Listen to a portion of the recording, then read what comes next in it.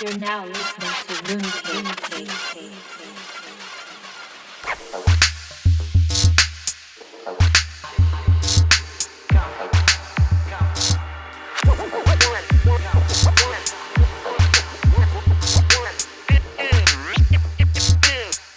You're wearing this weird mask. Okay. And there we go. Mortal Kombat! Mortal Kombat. Finish him! All right. Welcome to episode 6. Howdy. And a little hiatus that we took, 2 weeks hiatus, but we're back. The 1 week was planned, but the second one was not planned. Then, but I think we did pretty good. Yeah. We didn't just wait for a whole month to pass by. Yes. I mean, I need this.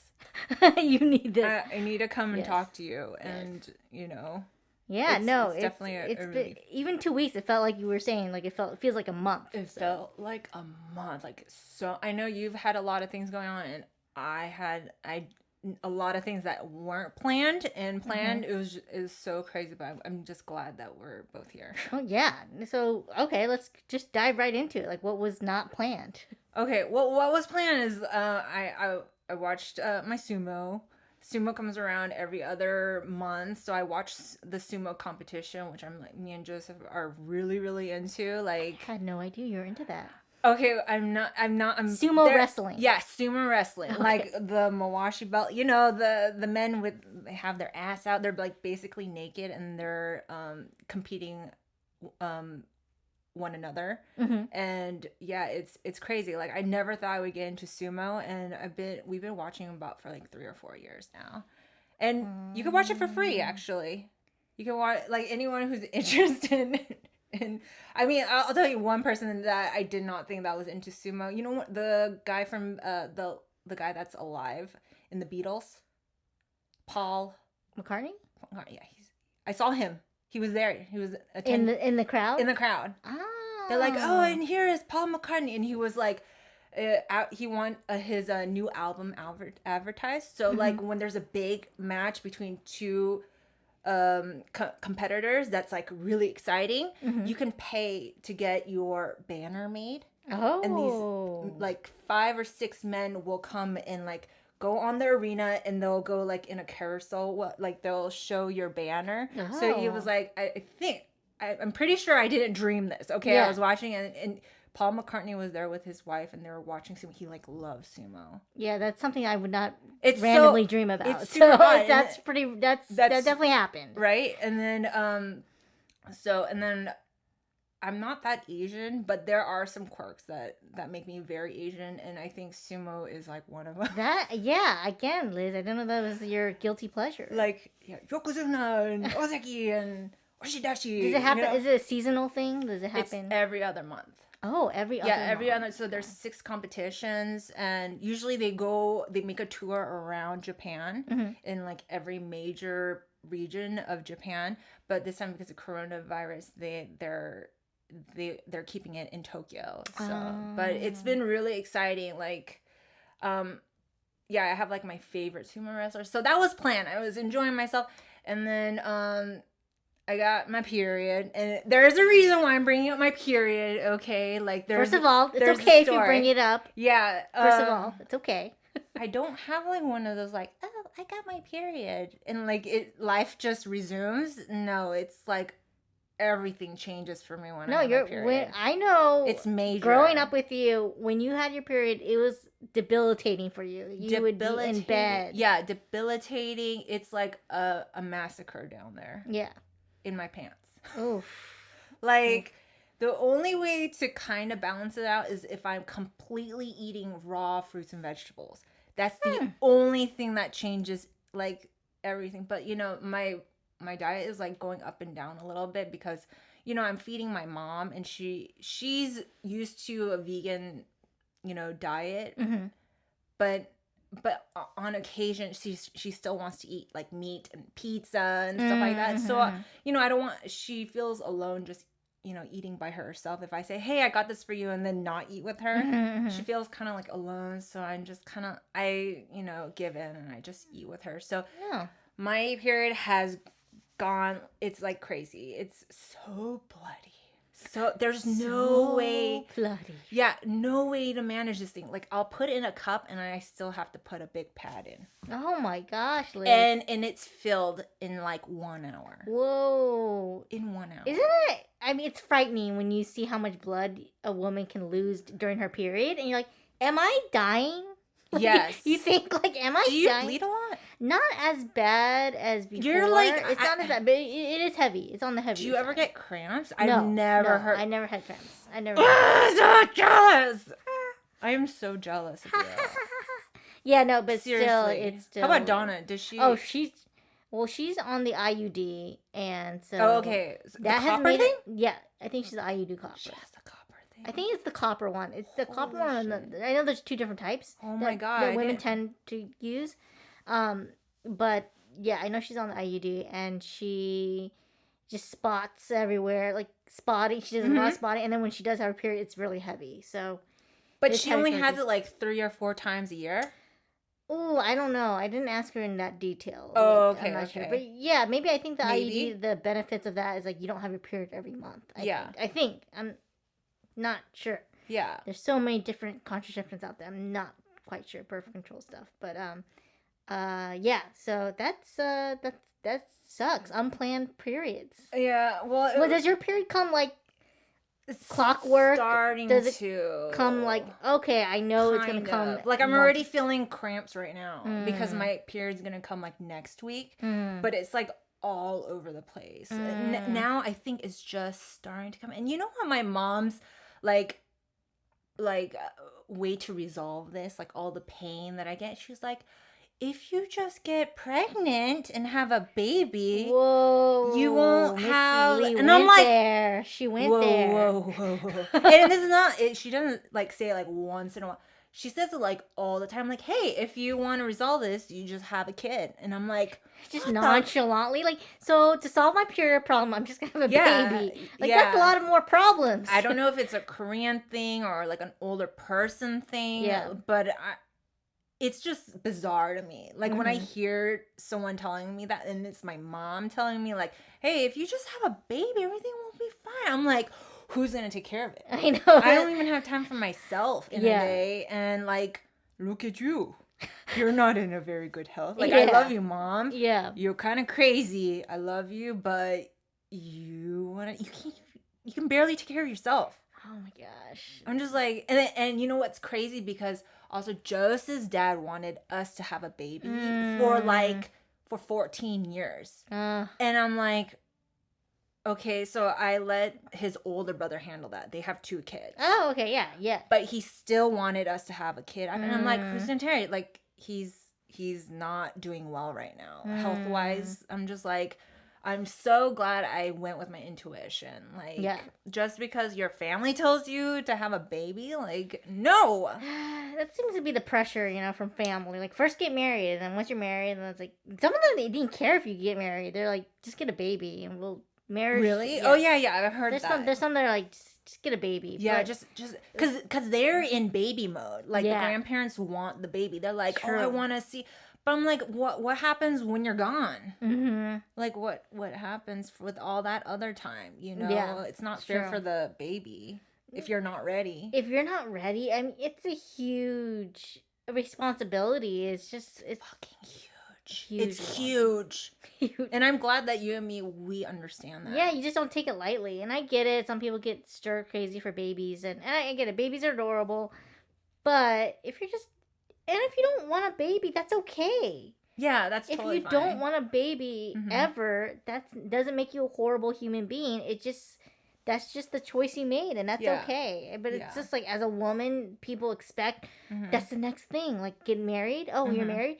The next is to have kids, and it's like Mhm. that's my purpose in life. Is just to be making a baby. Like, Which is totally fine too. That's like, fine, there's a lot too. of people that I'm glad that they have a kid. but when people all they see you as is just a baby, just to make a baby, you're like, that's you're gonna have a baby, right? You're like, what if I don't? yeah, Does that mean I'm not worthy enough? Like, is that Yeah. that I'm not good enough because I don't bring a baby into this or world. I don't have like a family, you know what, like, Yeah. raising a family, that does Yeah. not make me like a lesser human being or Yeah. something. But No, but it's like I think it's more and more acceptable for couples to not have a baby. It's Mhm. becoming more acceptable Mhm.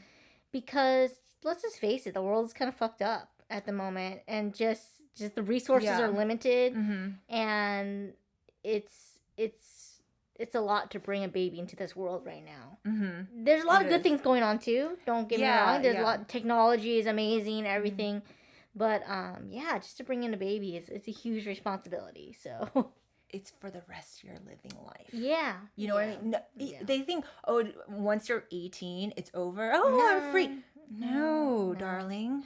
not It's true. until you like die. Yes. You're responsible. Yeah. Even your kid, when they're 40, they're still going to be your kid, and sometimes they might still need like help. You know, they need you around. You know, like you don't know what's going to happen. It's Totally. not going to be your storybook, scenario all the time. That's what a family is. But anyway, going back. So you remember I told you that story off camera? I was like, I did like a late night shift, and I picked up a really cheap order for DoorDash, and I picked it up, and then I drove really far. It was only like $3 or $4. I drove to this man's house, and I was just like, oh, I got there, and I was just going to drop it off as soon as possible. And I was like, right when I was gonna get to the door, and it was like 11 p.m. And remember the guy was like, hey, and I was like, what?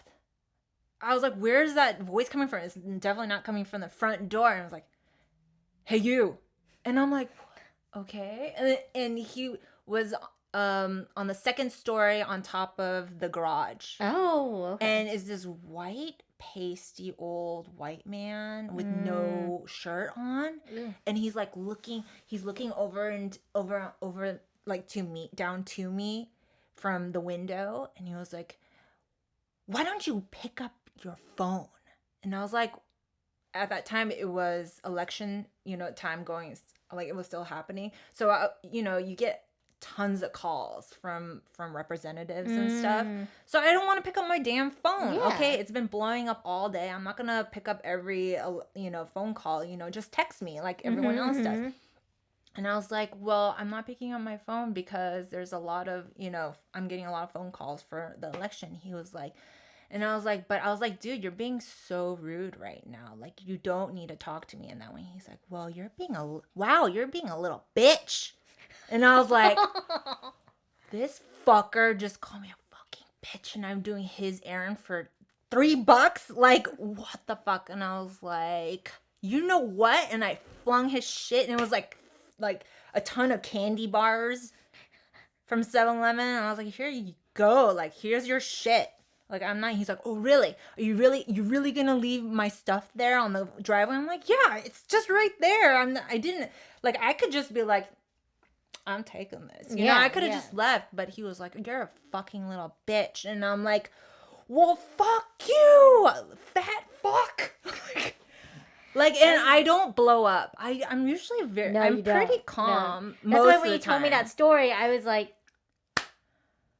slow clap. Yeah. Liz actually said something. Yeah, because usually if it's not worth my time, you know what I mean? Energy, not worth the time. We're just like, whatever. Yeah. But if someone is making you feel like you're their servant or slave, or calling you a bitch, calling me a bitch, I mean, actually, I have been called bitch, but not in that way. They'll be like, oh, stupid bitch. And I'll be like, whatever, Yeah. But he was like, you're being a little bitch. And he was trying to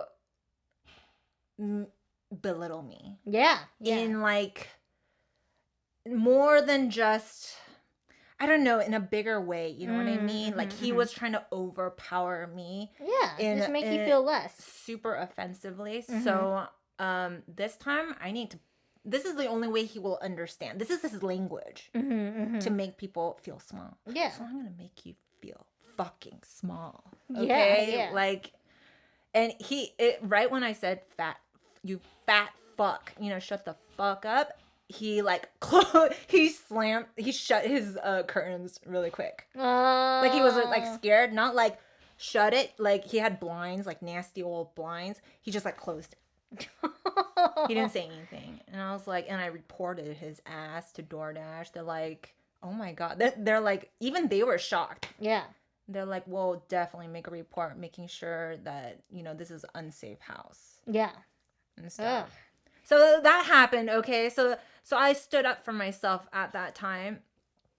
And, but I got and then a couple weeks later, you left and stuff. Mm-hmm. And, I went to go do another order for DoorDash, and it's like in Santa Ana or something, Costa Mesa, Santa Ana area. Okay. And, it's in this like gated, huge apartment complex. So I just go, and it's like an okay, it's kind of crummy area. Mm-hmm. So I go in there, and it's kind of confusing in that area too, because all the buildings are separated and they have like individual numbers. So I go in, and it's kind of confusing, and it took me 1 minute to find the house. Yeah, okay. And I just parked like alongside. Okay, so you see like there's all the parking spaces, and all the parking spaces are taken. And I just parked right behind 2 cars for 1 minute. Mm-hmm. I come back, and this truck with beaming lights is speeding toward my way, like almost to the point where I thought it wasn't gonna stop. Yeah. Like going like 30 miles per hour, 35, 40 miles per hour in this area. And it stops right in front of my car. Mm-hmm. And it's a tow truck. And the guy gets out, and he's like, hey, you, I'm gonna tow your truck. I mean, I'm gonna tow your, sorry, that's a really bad accent. He was like, I'm gonna tow your car. I'm gonna tow your car. Like, that's what he said. And I'm like, what the? I was like, dude, I was just, I'm like, and he was like, I'm gonna fucking tow your car. And I'm like, why you gotta, come on, man. And I was like, and I had my period, and like, I was, you know, you're just super vulnerable. Yeah. You know, when you have your period. A little emotional. Yeah, maybe. like with all the intensity, like a huge tow truck. You know how big a tow truck is? And they're driving like a mad person, and they stop right in front of your car. Mm-hmm. And you have this like shocked feeling. It caught you off guard that they're just driving so fast in front of your car, and like screeching stops right in front of your car. You almost feel like you're gonna get run over. And the guy comes out, and he's like, he's like, hey, you're not supposed to park here. And I'm like, I just wanted to, like, I'm DoorDash. Yeah. You know, and I was feeling really vulnerable, so I was like, okay. I didn't stand up for myself. I was Liz. mad. I was so mad. Been like, hey, man, like, I'm really No, sorry. I should have said, fuck you, motherfucker, fuck you. I mean, yeah, you could have said that too. Oh, no, he has no right. Like, the guy, and then I can't say it after that. Wait, did your car get towed? No. Oh, okay. But it did get towed. Wait, it did get towed? A couple days after. Oh my gosh, from another separate occasion? Yes. Damn, Liz. So that happened, right? And I was just feeling really sad. Aww. Like, because, like, you know, dealing with, you know, my uterus coming out, and like, and it's heavy, and I'm cramping, and I'm working, and I'm getting, like, some days you get really, like, consecutive. I don't know, like, the world is telling you, fuck you, Liz. Yeah. And they give you one after another really difficult tasks, one after another. Like, you'll be like, oh, I got a $10 one, but it's like, you have to drive 17 miles, and then it's really difficult to get into the apartment, and it's just, like, one thing after another. So, like, so I was feeling really vulnerable, and I feel like someone needs to make a shirt that says, like, hey, be nice to me, I'm on my period. Yeah. like, can you be a little bit nice to me? I'm vulnerable right now. Yeah, like, maybe I should make that shirt. Yeah. But I called Joseph, and I started crying. Aww. You know, you just get emotional when and guys don't understand how emotional you can get when your hormones are off. Oh my gosh, yes. You know what I mean? Like, just like feeling that was really horrible. So I called Joseph, and I just went home after that. I just like couldn't handle it. And so that was my first incident with the tow truck guy. And then, you didn't get your car towed, though. No, I didn't get my car towed. He was like, he felt bad. No. Then how did he let you go? I just took off. Oh, you just took off. I was just doing. He's like, next time. He said, next time I'm gonna tow your car. Yeah. He's like, I can tow it now, but I'm gonna tow it now. I'm like, no, you can't. You can't tow it. No. Okay, like, and second of all, I found out that towing Teslas are very difficult. Oh, yeah. A lot of tow trucks, so I don't think he could even towed it. Mm-hmm, mm-hmm. Like, he doesn't have the capability. Like, for electric cars, it's way more difficult. People will look at Teslas and they'll just drive away because it's not worth it for them. They want a fast, like, flip. You know, they want to take your car. They just want to. They have this machine where you just slide it underneath, and then they just leave. They don't need to connect anything. But you can't do that with a lot of electric cars. Yeah. So what happened next was maybe 5 days after, like, there was like a deal on DoorDash. Like, you do a certain amount and you get an extra couple dollars for each delivery. So that day I was you know when you wake up and you're not feeling, you're like so over it. Yeah. You're so fucking over it. So over it, yeah. So I just told myself, just get up and just go do your thing. I wake up at 9 and I work all the way until like 8. And then I have like 16 more miles on my car. And I have a Tesla, and you have like a bar on your monitor that says you have certain amount of miles, and I had 16 more miles, and I was parked out in front of a restaurant, and I met up with Joseph, and it was perfect because we're like, oh, we both made a good amount of money. I made like $170 for the day, and I was like, oh, we get to go home and charge and then go home early. We'll be home before like 10 o'clock, so I was like, okay, we'll do this. And then I got one more hit.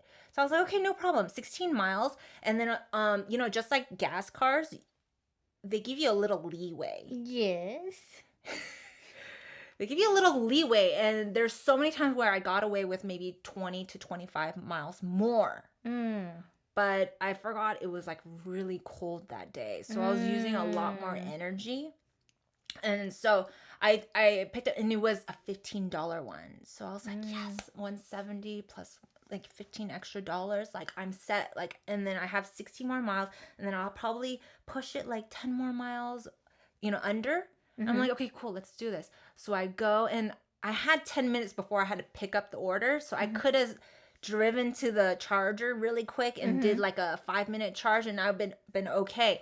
So I pick up the order and I take it all the way to Irvine, which is about, I would have like 4 more miles when I drop it off. Yes. And I'm like, okay, yeah, I can do this. So I'm back on the 405 North, coming back home to the 405. So I'm going, and I'm like, fuck, my charge is dropping. Yeah, it's rapidly. Cold. Yeah. It's cold, so it's taking a lot more energy to keep the engine warm. And I'm like, I could feel the power from my my acceleration pedal, like, dissipating. Oh no! Like you feel it, like almost like a go-kart, like, or like an electric. You just feel like it's going. Yeah. I was like, fuck! I'm at IKEA, so it's only like 3 miles away from the charger. 3 miles away, So I'm like, you know what? I need to get out of the freeway right now, because there's no area in that like Metro Point area. There's no place to stop it because there's a lot of merging and a lot of exits and stuff, and people cars merging into the freeway. So I get off on Fairview, and it's a ramp that goes up, and it connects to a part of the of a bridge over the 405, and I get over that, and there's like maybe two lanes that go up off the freeway, right, onto a ramp onto Fairview. I'm just trying to turn. I see IKEA right there. I try to turn and maybe go on the street to the side of the main street. I get stuck right there. Everything just. And this has never happened to me. I've never like ran out of gas on a gas car, and this has never happened to me. Yeah, just run out of power. Run out of electricity, everything, and you're just stuck. Yeah, and it sucks because my nose was in the intersection, and it's really busy. It's like 8 o'clock and it's so busy for some fucking reason. Out of all the days, this street had to be super busy this day. So I'm stuck in the right lane, trying to make a right turn, and my nose is slightly stuck out into the intersection. Oh. Okay, so I lose all power. Everything stops. Cars are honking going this way because they're about to hit my car. They're like inches away from hitting my car. Yeah. There's people honking behind me. Yeah.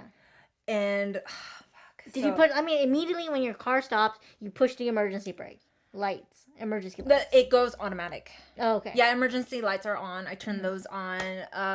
There's nothing I can do. I call Joseph. I call AAA, and I have them come, right? They take like 45 minutes. And I tell them I have a Tesla. And this stupid operator just sent any tow truck. And 45 minutes later, Joseph gets there. Some cops get there like maybe 30 minutes into it. And like my car is like inches away of getting hit. Yeah. Like constantly. There's people honking and stopping because they don't know what to do. It's like scary for them too. Yeah. Trucks, semi-trucks. Oh my God. So I wait there 45 minutes. Finally, the tow truck comes. He comes, looks, and he finds out it's a Tesla, talks to the cops, and just takes off. Ah, fuck. And now the cops are like, dude, we cannot wait here all night long. We're going to call our tow guy, and they're going to come take care. And I'm like, no, you do not want to get the cops to call the tow truck, because every time they do, it's premium rate. So I only need to be towed 3 miles away. I ended up waiting 2 hours to get my car towed by their tow person. And guess how much it cost me? How much? Everything I made that night.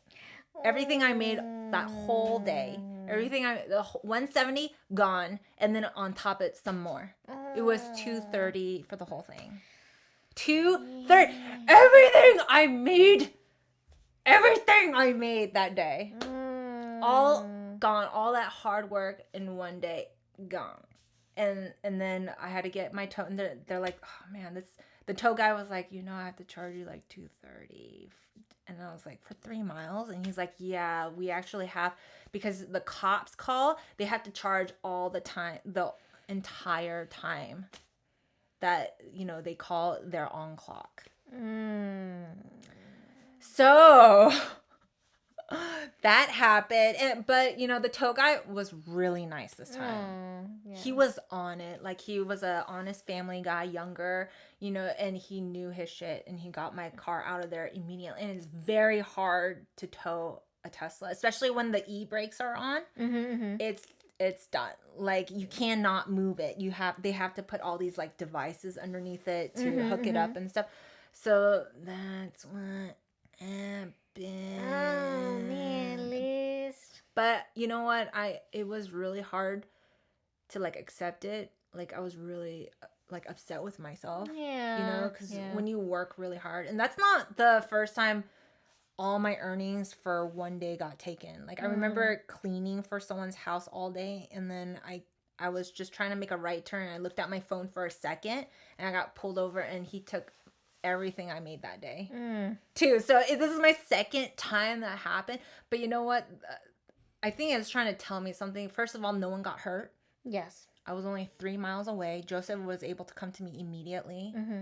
My car wasn't damaged in any way. Yeah. So there was a lot to be grateful for. And I could have just said fuck it and just stayed home for 1 week and like...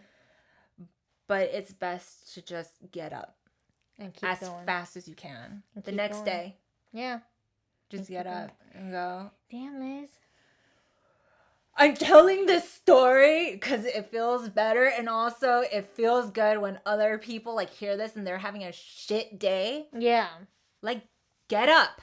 Like, get up. Like, everyone is dealing with something, okay? Get up. It's not only happening to you. Just like, I hope it makes you feel better. Yeah. Like, I worked really hard that day. Yeah, I know. You worked so hard. I worked so hard. 170. But, I'm not hurt. I'm okay. No, I'm okay. Yeah, like I it have could've all been- my limbs. Yes, it could have been really bad if you gotten hurt or somebody else got hurt. Yeah, yeah. So that's what happened. Like that time. That's why it felt so long. But I had a lot of good times too. Like Okay, let's let's liven it let's up. live it up.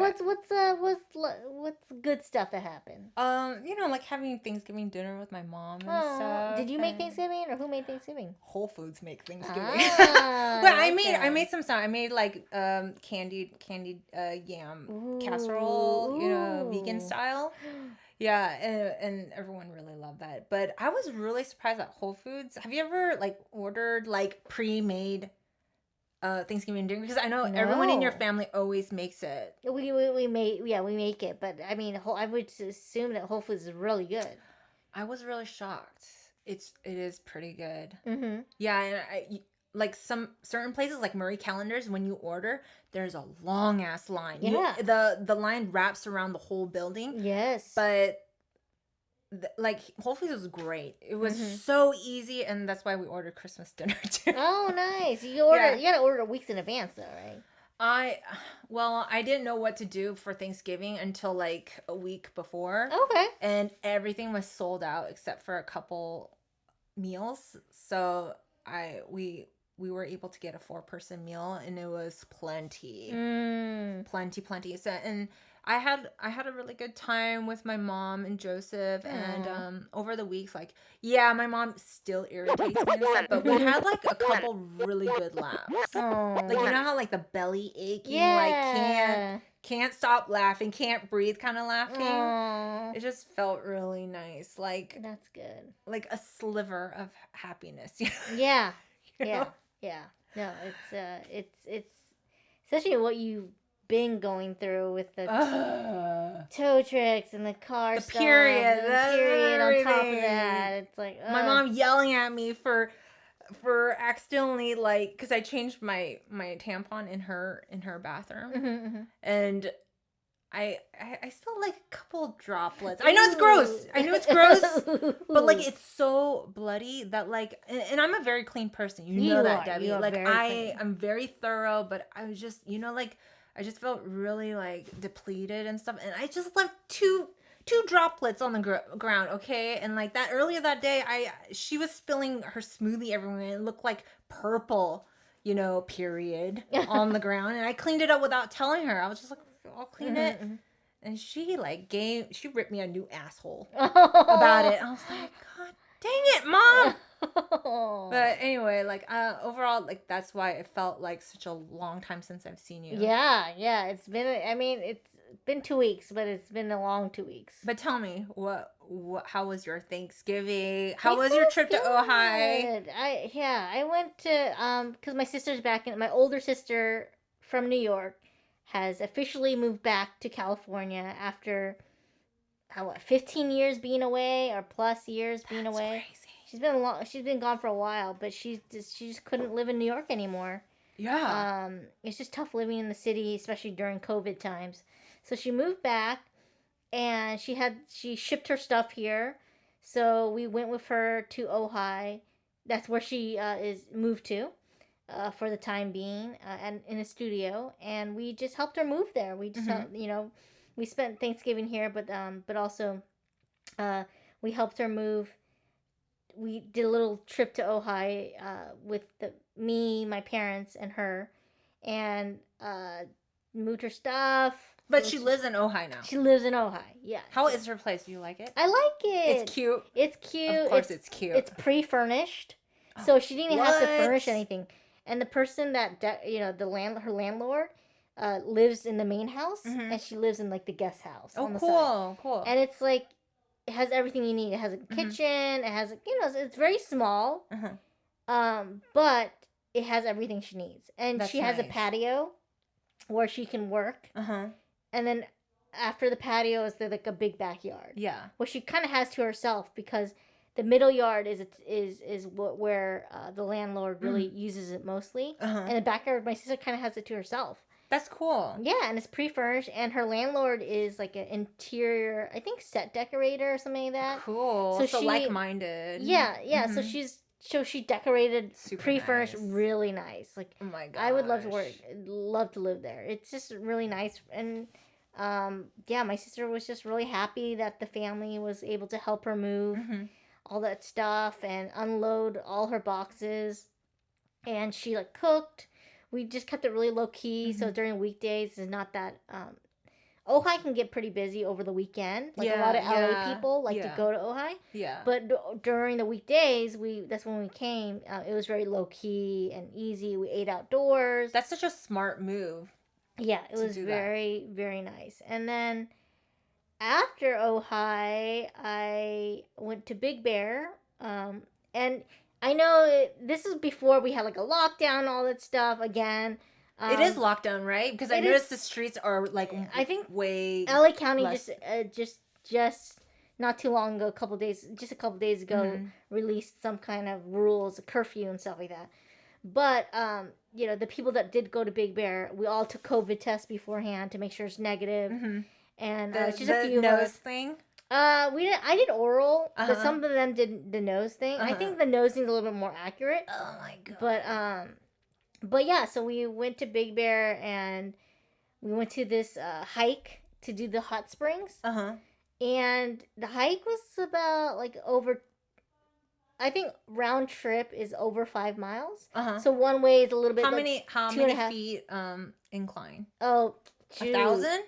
I don't know 2,000? I don't know the incline, but I just know that it was a bitch. Okay, so towards the end to get to the hot springs, like we're going, okay, like it's tolerable.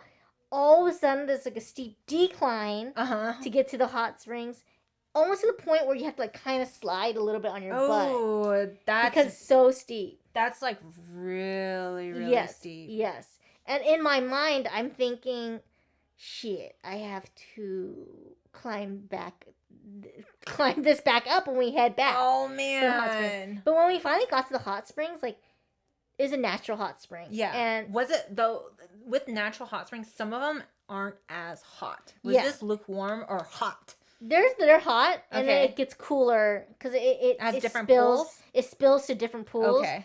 But as it cascades down to the different pools, and of course it's cooler. But the hottest one is at the top, like, and then it cools down. But there were so many people. Too many people where I was like, uncomfortable. I'm not going in. Yeah. I'm not going in, and I didn't feel comfortable going in. Well, and there's COVID too. Like, were they wearing masks? No. Our group was the only one that was mainly wearing masks. Really? In the water. Everyone else was hanging in the hot water. They were not wearing masks. But all my crew, like, we were all wearing masks along the way. But I was like, I'm just gonna stay out. I would too. I'd be like, Debbie, no, we're not doing this. In one of the hot springs, there's this couple, and they brought their mini speaker, and they're playing like Genuine and Grinding in the corner. Oh my god, I'm uncomfortable. She's like sitting on his lap, and they're playing Genuine R&B, and I was like, damn. Oh my god. This is okay. Okay. They're having a good time. All right. But it was beautiful. It was really beautiful. Yeah. And it was just, I was the weakest link when it came to the hike, because I'm just the weakest link in the hike. I will admit that. And so, well, you're not really an outdoorsy person. You don't go hiking like I every don't go week, hiking every day. No, you know, my stamina is not that great. So, but it was like, oh my god, like going back from the hot spring. Yeah. It was like, we're just going up this steep incline, and I'm just like, wow. no. So I'm guessing it's gonna be like 3,000. If you're telling me how difficult it is, and was it more strenuous than the hike we did in Joshua Tree? You know, the one that we kept on going up and up. More strenuous. Okay, so more maybe strenuous, like because that was sharp. that was when I checked. It was like 3,000 feet up. But then, and then like my hiking boots are kind of old from Timberland time, so I still have those. I got rid of them after this trip because they're so old. But like my heel kept rubbing against the back. Did you get blisters? I got blisters. No, Debbie. I got blisters. That was the only hike you guys did? That's the only hike we did. It was like Okay. an all-day thing. Because if you had to do another hike, Oh, like, no. I was like, fuck no. I'd be like, you guys can go. I'm staying at the cabin. Yeah, it was You guys go. intense. Wait, are your blisters okay? Yeah, it's fine. It's cool. It's healing. Those are ancient shoes. I Those know. are. I know. How long ago? I mean, I 20... am 33. Holy shit. We started, we were working in 18, Timberland 18, 17, 18. Those need Do to the go. You do the math. But it's Those need their to own. go. So they got to go. But I was They like, talk to oh. you. They're like, Debbie, no. But I was walking, I was like up this incline, and my Oh heel was my like God. the blister. Like, And it kept no. on rubbing. And then my legs are shaking like Bambi. I'm like, no. Did they tell you how? Nobody knew how strenuous this hike was gonna Oh, be. really? Okay. I mean, no.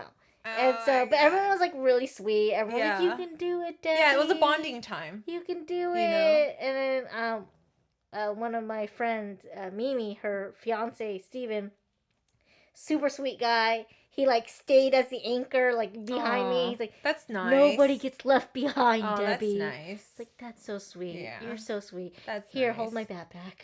I didn't say that. You but should've. He offered. He Oh, that's offered, so and nice. I was struggling so much. Yeah. Debbie, just let me hold your backpack. Yeah, yeah. I'm like, okay. Yeah. So he yeah. held it for me. That's I nice. was like, and it was. I mean, I was going slow and steady, man, but I was Yeah. going so slow. It didn't feel like it would ever end. It didn't feel. It felt like it would never end, and it got dark, so dark that I had to On the take way out- back? On the way back. On the Okay. way back. That I had to take out my like iPhone light and just like Oh, light the shit. way. But I Yeah, was because like, it gets dark around 5. yes, yes. Oh shit.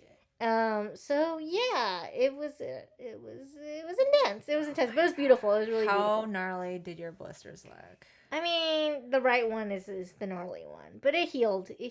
But I was like, I need ibuprofen. I need Oh some my Band-Aids. gosh. I need to just. Did it make you Like- feel alive, Debbie? I felt The alive. pain. I felt alive. I felt- Because usually, like, when you feel pain, it's just, I don't know, it's kind of like a signal to your body. It's just making you feel like you're here in this moment. Oh yeah, it just makes you feel present. And in my mind, I'm like, Debbie, this is just all psychological. It's Yeah. just pain. Yeah. You'll get over it. You can do this. As I'm climbing up this steep incline, Yeah. I'm like, you can do this. Yeah. You so it's can really- do it, Debbie! Yeah, it's funny because like our friend Greg, who is like way ahead with his. That guy's fit now, Oh, he's fit. right? So fit. Is He's way ahead with his boyfriend. They're both way ahead. are they I can both s- fit? Yeah, they're both fit. Yeah, I mean they're both really like got strong legs. Yeah, you know? yeah. And so they're both way ahead, and I can see Greg from way up the top, and Greg's like, "You can do it, Debbie. Debbie, You can do it." Debbie, And I'm like, Debbie. "Thanks, Greg." But in my mind, I'm like, "This sucks." Oh. So yeah, that was a little intense. And then we got back, and it was Thanksgiving when we got Uh-huh. back. With everyone. So had to take another COVID test just to make sure That's good that that you it guys was are cleared being out. really sick. Yeah, just nonstop taking COVID tests. And then a couple days later, went with my sister, my two sisters, and my sister's boyfriend to Arcasante in Arizona, Mhm. which is about, I think they say it's north of Phoenix, not Uh-huh. too far from Phoenix, maybe an hour away from north of Phoenix. And Arcasante is a experimental town / city, but it's very small. It kind of reminds me of a school, Uh-huh. a campus. Like, Uh-huh. and it's just made of concrete, and it's very industrial looking. Oh, And really it- minimal. Yeah, it's kind of minimal, and Mhm. it was founded by this Italian architect named Paolo Soleri, Mm-hmm. and he just had an idea of what he thought would be an ideal and efficient way to live as a human being. Mm-hmm. With Oh, that's the- cool. with- I like that. So, like, he's all about sustainability, Mhm. living with the land. Yeah, and intertwined, right? intertwined, Mhm. trying to, not to Yeah, just to infuse yourself with the land. Not to disrupt the nature too much, yeah. just because you're living there. Yeah, exactly. I feel like also he's thinking outside of like, I don't want to just live inside of a box. Like, I feel like I'm sure that it is like very like straight edge architecture, it's concrete and straight edge, but also like there's a lot of flow to it. Yes, like airflow. Like he just thought about like different things, and I love that kind of architecture. Yeah, because architects has a lot of concept designs and everything, but he finally was like, I want to actually do it. So like I forget what companies or corporations actually gave him money, like millions and millions of dollars to bring his ideas to life, and that's where he created Arcosanti. He has another one called Corsanti or something like that. That was before Arcosanti. Again, applying the same kind of sustainability and everything. But it was really cool. It was really. Do you have any photos on your Instagram? Yeah, I didn't put it on my grid, but I did put it on my story, which you saw. Yeah, okay. Yeah, but I only saw one. I didn't want to post a lot because also it's like. You just wanted to enjoy yourself. I just want to enjoy myself. Yeah, which is important. And also, it is COVID time, so I don't want to promote too much traveling because it is like, people are traveling. People are traveling. It's true. But I don't want to be like put in people's faces like, oh, I'm traveling. Oh, no, I don't think anyone thinks like that. You bitch. No, I don't think anyone thinks like that. Like I honestly, if I see someone like traveling somewhere, I don't have that mentality like, oh, like look at them. I'm just like, oh, that's where I want to go when everything stops. They are just, they feel as though it's okay for them to travel. Okay, whatever, that's their choice. They're not saying, hey, you travel now.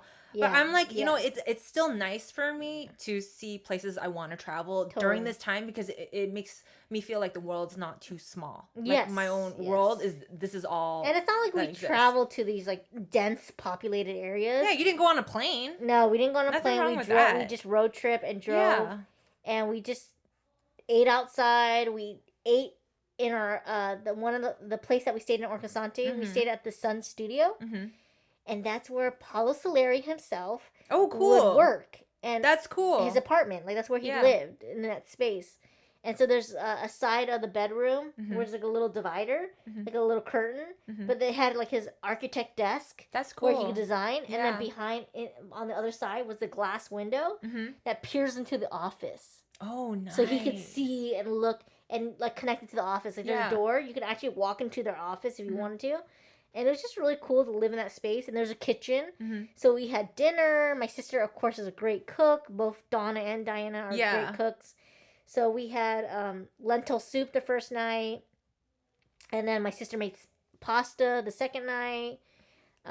We had pozoles the last night. And it was just great. It was great food. And we just all ate inside. And, it was, and then we visit Sedona on one of the days. We drove... I think it's about an hour to Sedona too. Beautiful. I knew the rocks were beautiful, but the fact that you actually drove through, there's like a little town that is surrounded by all these beautiful formations of rocks in Sedona. And I love that the towns themselves are painted the color of the desert. Like, so it's like rusty brown and like it's like aesthetically pleasing. It's so and purple. Even the McDonald's. The McDonald's is like a brown building with the M. The M is not yellow, color yellow. It's like turquoise. Oh wow! So it's like a native kind of colors. Like with the turquoise and the brown, and it was just really cool. And I just love Sedona. We all love Sedona, and we're just glad that we went there. And you just drive to the side and just look at the viewpoints, and then head back in your car.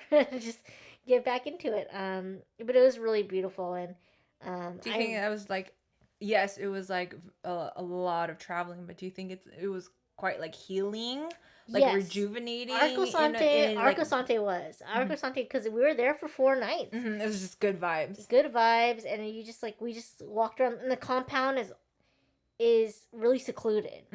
And there's just a very few people walking around, and everyone that is walking around is required to wear a mask.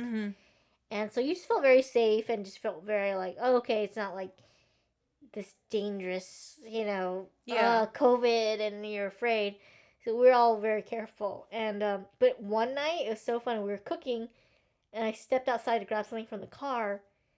And when you step out of the sun studio, there's this like amphitheater. Mm-hmm. Wow. And it's like, it's all made of concrete and, Yeah. and stairs and stuff. And it dips. And dips, and there's a stage in the center. That right when you walk out of the I studio. think I've seen it, and it has is that area, does it have a lot of like a natural stone, natural large boulders and stuff around the amphitheater?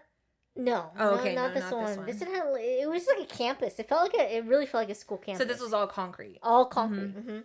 And then I go, and then all of a sudden, like, I just hear music and bumping, and I was like, and all along the stairs of the amphitheater, I guess they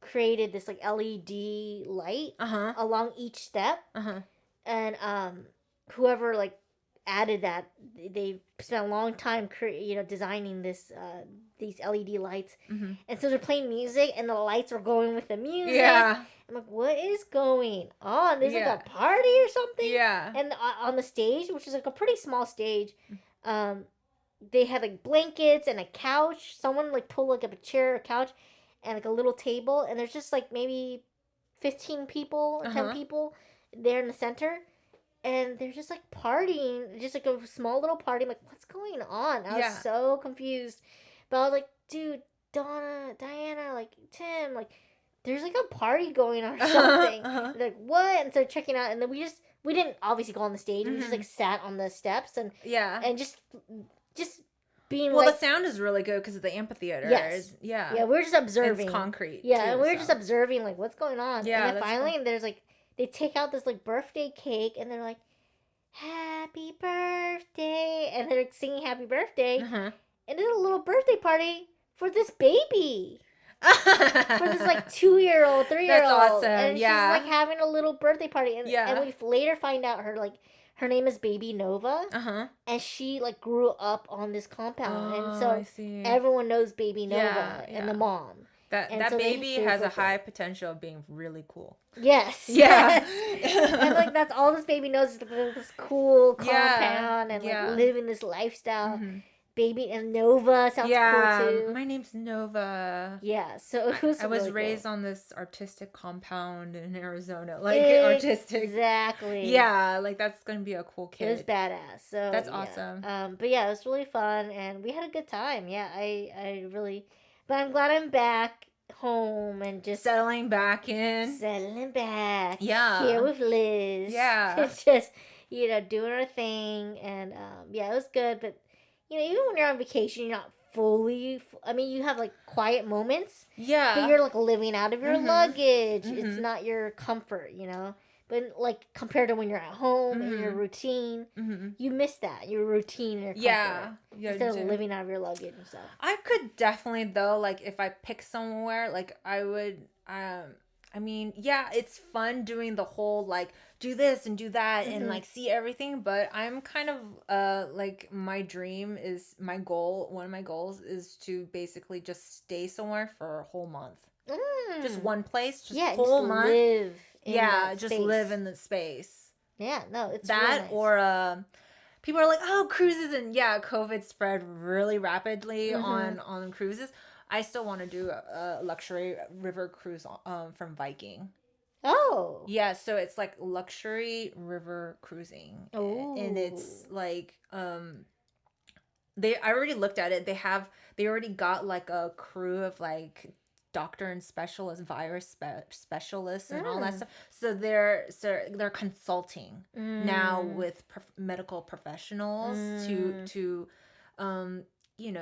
make it a safer journey for everyone and protocols and stuff like that. Oh, yeah, But yeah, I definitely want to stay in one place for like 1 month. It's honestly like I'm used to staying only like 2 nights here, 3 nights Yeah. 3 nights at most. Yeah, I can't do that. The fact that we stayed for 4 nights Was it big? Orcasante was the longest I stayed at a place like that. Really, even It in was China, nice. you guys, Oh yeah, you guys in were China, like, You didn't Well, stay we somewhere for like a If we week? if we stayed with family, that's a Yeah. different story. Yeah, we stayed for a couple nights with the family and everything. Mhm. But like on a vacation like this, usually we're like, oh, 2 nights here, 3 nights here at most. It's But tiring 4 night- moving. yeah. But 4 nights at the place, we're like, Yeah. it was nice. Like one of our last days there, everyone just did their own thing, and my sister like did her yoga, meditation, burning her Palo Santo. Yeah, yeah. And we just ended up everyone just doing their own thing and walking around and the premises, and there's like some trails, and it was just really nice just to have a day of kind of just rest. And Can you imagine yourself like being in, like, let's say you went to like a beautiful destination, and would you stay there for like a month if you could?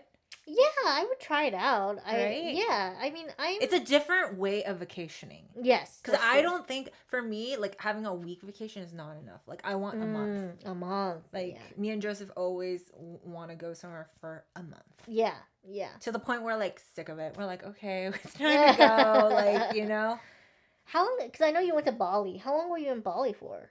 for 2 weeks. 2 Oh, weeks. 2 weeks, okay. Yeah.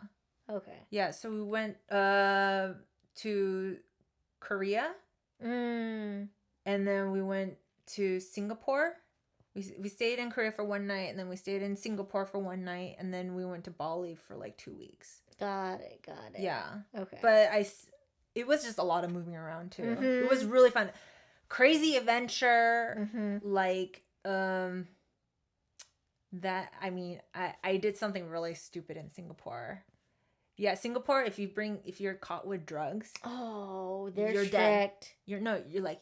You're executed. Oh my gosh. So like my dumbass, like I'll never do it ever again, but like just don't take drugs to Singapore. Mm. It was super stressful. Like it was so dumb. Now that I think about it, I'm just like, it's so dumb. Yes, I had so much fun, but so dumb. So dumb. And I think that's how my toe came off. Not from like the luggage, yes, like hitting it my toe, but I think that night where we drank way too much champagne and we took too many drugs, that's when it fell off. That's so it was like my payment. Yeah. It was like, here's my toenail and I'm gonna have a good time. But yeah, just don't take any drugs to Singapore, everyone. They're so strict about that. So obviously you did not get caught. No, I didn't get caught. But it's so dangerous. It's because so it's not like you just go to jail, you die. Yeah. You die. Yeah. It's and it's just, even for marijuana too, right? Yeah. Like they're Any drugs, yeah. you're dead. You're caught with it, you're dead. Yikes. Whatever. And but it's so weird. Like there's times where I've traveled and I forgot I had drugs in my bag. Yeah. But I still didn't get caught. But, like, and this is when TSA was very, very like, they were checking everything. They're strict. But I was moving back to the mainland from Hawaii, and I had a jungle knife, I had ecstasy, I had weed, and I had tons of cash in my bag, which looked very suspicious, Very right? suspicious. And I didn't get caught. I mean, did you just not even think that, like, oh, they're not Nope. gonna check? You didn't Yeah, I care, was just like, I totally forgot about it. You just forgot about I it. just A whole bunch forgot. of cash, a Yeah, jungle knife. I forgot. drugs. I forgot about it because when I was in Hawaii, I was like basically like drunk like the whole time. It was like being on a ship and you're just drinking rum like a pirate every day, every single day. I was just be drinking like 10 o'clock a.m. I would be like, there's this bottle of like Costa Rican, I don't know if it's rum or something, but it's something close to that. And I don't know why I acquired a taste for that, so I just drink that every day. So like when we were about to move back to the main city, I think I was like quite drunk. Quite drunk. Yeah, and I'm so like, I feel so lucky though. There's so many times I'm serious, like I could have gotten in serious shit and I didn't. Hey man, that's like. And I'm not great to know. pushing it. You're not I'm pushing. not pushing it. Damn. I'm going the right direction, everyone. Yes. No. But it's good that I can like relay this information to everyone and just like, don't do it. just don't do it. It's not worth it. Don't do it. It's not worth it. maybe if you do get caught, I mean, Oh yeah. shit! I would be in so much trouble. So much trouble. My record would have been filled by now. All Like so bad. right. Well, it's good that you never got caught. No, I'm so glad I did. Have you ever got caught? Yeah, I have got caught. Oh, okay. Yeah, with I was at a music festival over in San Diego. I got caught, but it wasn't because of me. We got like seriously busted. Seriously busted this time. Oh. That's why I was like, oh my god, if I keep on hanging out with this bitch, then I'm for sure gonna go to jail like her. She's gone to jail a couple times. I'm like, I am not gonna go to jail because of this bitch.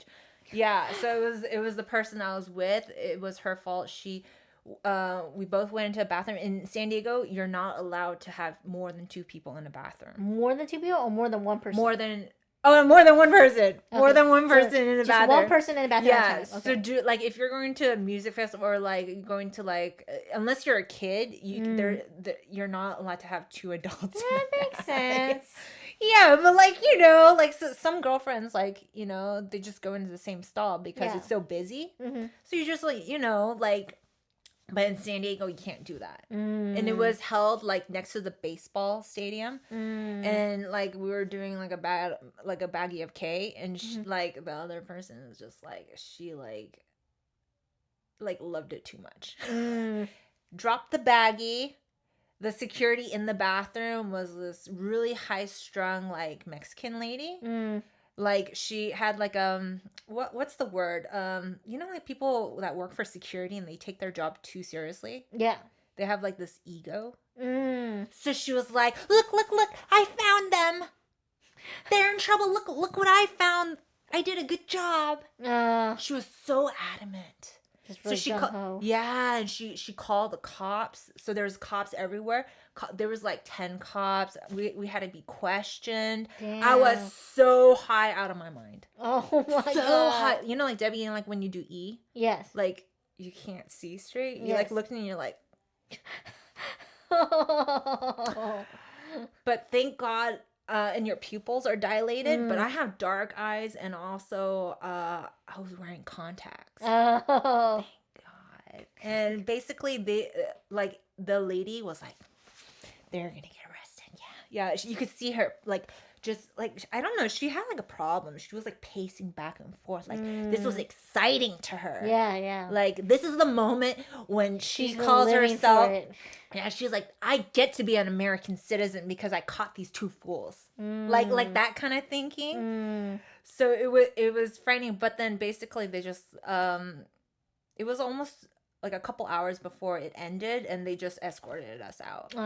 But like we were like, they told us to like sit down, and they were like, it was a big scene. It was a big. It was such a big scene. Like I've never been in that kind of big scene. Jeez. Like being caught up for something. You know how you would see people, Yeah. like cops around these couple people, Yeah. and they're sitting down, they're being questioned. I was one of those. Yeah, it's people. one of those people. But we were just like escorted out, and that's it. And we came back the next day. I'm surprised you weren't banned. Yeah, that bitch totally thought we were gonna get banned. She was yelling at the cops because they weren't arresting us. Oh my gosh. That's how much she had it in for us. Oh wow, she really. And she kicked our bathroom door open. Damn. And then she told us to stand next to the wall with our arms up. Really takes her job seriously. Man, that was a lot of K. A lot of K. That was a lot of K she took from us. Oh, Bitch. man. But yeah, like so many times where I could have got really busted. Really busted. Really busted. But hey, isn't it nice that you and your sisters all get along now? Like, do you remember when Donna used to choke you? Yeah, I remember she choked you a lot. Like, okay, I know it's not funny, but every time it was so animated, it looked like Homer choking. Yes, but here's the thing. Did she really choke you? No, she never put pressure. She never put. She just enough to scare me. Just the motion. Just the motion, like. And then she has these crazy eyes. And the crazy eyes, and then I would look at her like she's crazy, and then she saw the look in my eyes. And she's like, yeah, like Like, dude, what the fuck? Yeah. Like, dude, we're getting too old for this. I just remember the time. Can you retell the story when you were getting choked out in Europe Oh yeah, on the bridge? Yeah. Like, Oh yeah. what happened? I don't even What know happened? exactly what happened. And like, can you reenact where you were on that bridge on that It was that in Rome. it was in Rome. Beautiful Rome. So what It happened? was on the bridge, and my sister was getting us lost. I think she was reading a map. Oh, okay. And So this was before like navigation system. Wait, did you have navigation? No, we didn't. No we navigation no system. navigation. Backpacking around Just Europe. backpacking around Just Europe. you, A another map. friend, and Donna. It was me. Just 3 of you guys. Donna, Diana, and my mom. This time around. Oh, okay. That time around. Okay. This is the first time around. That's the first time around. Yeah, I okay. went to Europe, backpack around Europe. My mom was visiting cathedral, and it was just me and my 2 sisters, and this guy was painting on the bridge too. Beautiful Rome. Beautiful, and there's people on the boat in the water, passing tourists. Is it really as beautiful as it looks? There's so many ruins in Rome because there's just so many. Mm-hmm. It's just so much history there that they can't even upkeep all the ruins. Mm-hmm. And because there's so many of them. Yeah. So, but it's beautiful. It's all the architecture and statues and coliseums and stuff.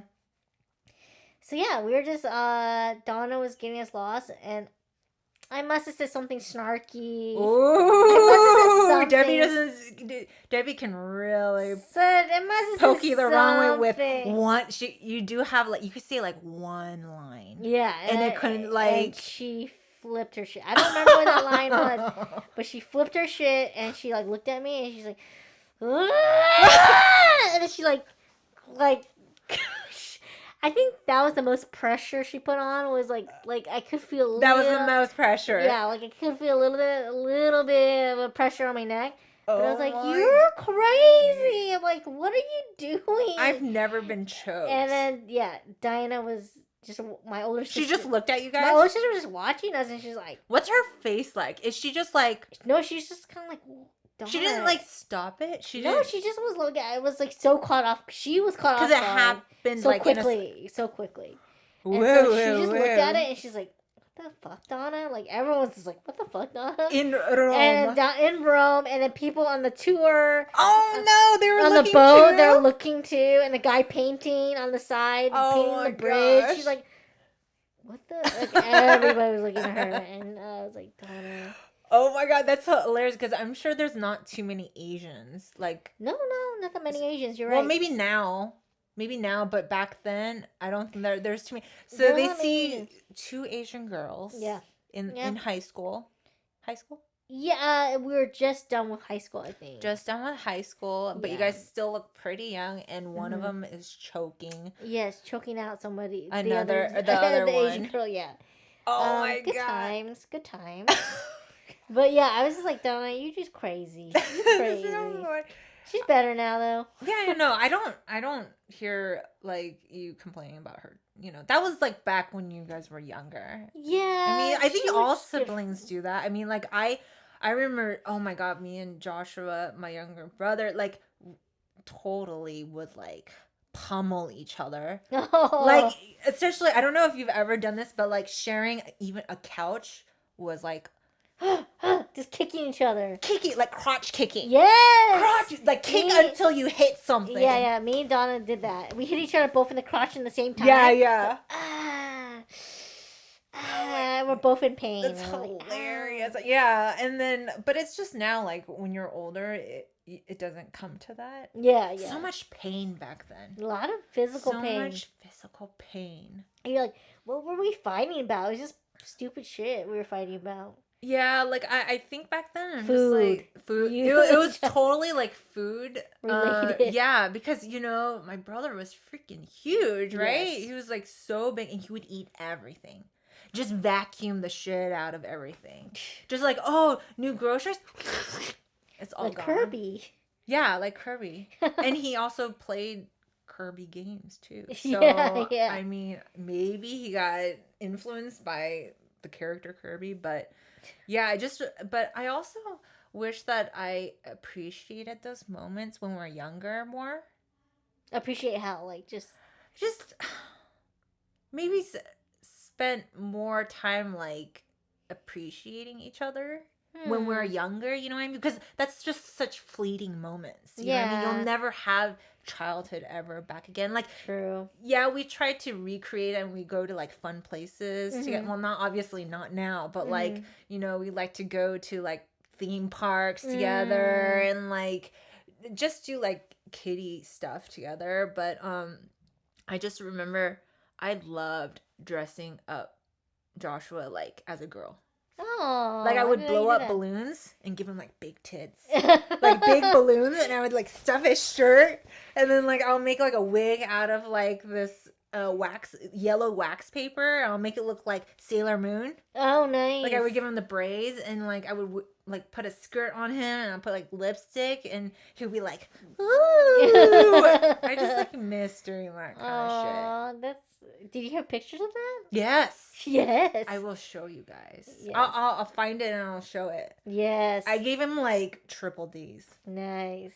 And he liked it. He He like liked there's it. It's not like she get it's like it was like he was really enjoying himself. Aww. Yeah, I miss that because we don't really get to talk or see each other. Yeah. Where's he now? He's in Lakewood, but I think he's Lakewood. moving back on like the border of Westminster and Fountain Valley. Oh, okay. Yeah, Closer. so I'm excited about that, but I don't know how so far as to like spending time. I don't know because he's so busy. Like with his stupid job. I know I should be grateful. Yeah, I'm grateful that he has a job, but like his job sounds so shitty. Like it's selling things, so like it's based on like commission quotas. and quotas. And I'm just like, God, like I'm listening to him and I feel for him and I know he's trying to do the right thing, but like I'm sorry, dude, your job sucks. I know my job sucks, but like I don't have to like meet a quota. Just my personal goal for the month, but like how would you do it? Would you ever work a job that had a quota or No, I can't. I would have a mental. I would have probably have a breakdown. I would have a breakdown too. Just it's not for everyone. Like sales and quota and marketing and cold calling, things like that. It's just not for everyone. I mean, I heard that it's good for salespeople to do cold calls. Yeah, like that's like a huge way to get sales. Harness your sales skills. Is cold calls. Yeah, and get used to hearing no, and just be like, okay, I just need to hear that one yes. But I just, it's so hard not to take it personal. No, I can't do it because there's nothing. Yeah, you can be creative. Like you can be creative with your voice. Yeah. Try different voices, but for me, it's like it's not creative enough. Like I want like this DoorDash job is driving me crazy. The only thing that's keeping me afloat is like listening to podcasts or YouTube channels about different interests that I like. Yeah. But other than that, like if I didn't have that or my lovely car, like I would freaking I would be broken. Yes. So broken. You see some of these DoorDash people, and they look so sad. Like defeated. Yeah. It's Beyond tough. defeated. It's tough. It's not easy, It's No, like it's you not. had to deal with shitty customers and just shitty people, and so Oh my God. it's really tough. But you're grinding and you're doing your thing. So I respect that. I especially don't like it when people like they don't tip you anything, and it's like only a $3, and they're like, can you call and text me when you get here? And then they leave you like a long list of to-dos. Like before, I used to follow and I'm like, here's your shit. I don't even do any of the rules. I'm like, here you go. Yeah, it's like, dude, like fuck you. Just here's your food. Like, it's just stop making this complicated. Yeah, but you also think that's fair, right? If someone's gonna give you like $3 and they're not tipping you for all this instruction, like, why the fuck would you do it? Yeah, well, how do you know? Don't you get tipped after the fact though? It's weird. Sometimes the customer, they can put it once you drop it off. There's some people that will show you the tip before, but majority of the time when people don't tip, when it doesn't show the tip, they're not tipping. They try to lure you in, try to trick you. like, oh, I might tip you if you do all this. So they make you do all this work, and then you find out once you complete, they're like, no tip. That sucks. Yeah, it's super shitty. You know, like, this is the time when you're supposed to, like, tip a little. Well, I understand, like, but I just feel like if you can't tip, just go get it yourself. Yes. Like, why is it so difficult? Why is it so difficult? And also, on top of that, you feel their shame. Like, they're like, oh, I didn't tip this person. Yeah. So I'm gonna be really shady, but I also feel guilty. Because sometimes when I give them their food, because they say hand it to me, they don't even want to look you in the face. They just stick out. And they're like, oh, okay, thank you. Like giving food to like a creature. Yeah. Thank you. Yeah. Just give me my food. Okay. Thank you. Yeah, I don't know. I've ordered takeout. But you tip. But I tip, yeah. But I prefer just picking. I mean, because I have my own car, so I just in this area, I feel comfortable just because it's not trafficy either, so it's not like crazy traffic like in LA and big cities. I would assume they probably just prefer takeout because it's just someone to deliver for them because you're just in the city and it's congested. It's more convenient. But over here, I'm like, dude, just drive and pick it up. I mean, I'm glad that people order out and maybe they have a disability, which they do, right. or there's a lot of moms that You're can't right, leave the house. You're right. So that's fine, but majority of them tip well. But if you just you want to stretch your dollar, just go get it yourself. Yeah. You know what I mean? Like, and there's no need to make it feel weird, you know? Because they just make it so awkward. So fucking awkward. Like, truly, so weird. But, I know this is old news, but I just heard of it. Do you know that Sports Illustrated just featured their first transgender model for their swimsuit edition? I think I've heard. Did you hear that? That was a while ago. It was a while ago, but I don't really stay in tune with Speaking of transgender, well now he goes by Elliot Page, the formerly known as Ellen Page. Yeah, the actress. I just heard of it today. Yeah. Juno. I totally felt that. I didn't know. Really? Well, she's very boyish, masculine. There's a masculine energy. You're right. Juno. She's very cute, but the way she walks is like a dude. You're right. Right? The movement. She goes like this. You're right. Yeah. There's some masculine trait. You're right. Do you think would it be weird if you met your soulmate and they were transgender? I don't think there's any problem not being opposed to that. But if you knew I think when you're with somebody and if you do love them unconditionally, and I think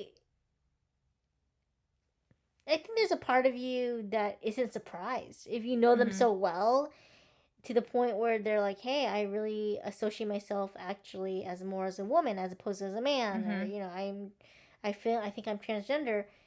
I think there's a part of you that's like, oh, maybe also caught off guard. I mean, everyone's different, but I think no matter what, I think I would accept it. Of course I'd accept it. If that's how you feel, I'm talking about your true love, on every other basis. Every other level, yeah. And this is you're not having sex right now. You're just maybe 6 months into it, and and then you find out they're transgender. Maybe they were too scared to tell you, and then they told you maybe 6 or 7 months into it. So you're telling me, okay, it's a different scenario. Yeah. You're saying that, let's say I fall in love and he's a man. Yeah. But then I find out 6 months in, he's like, actually, I was born a woman. Yeah.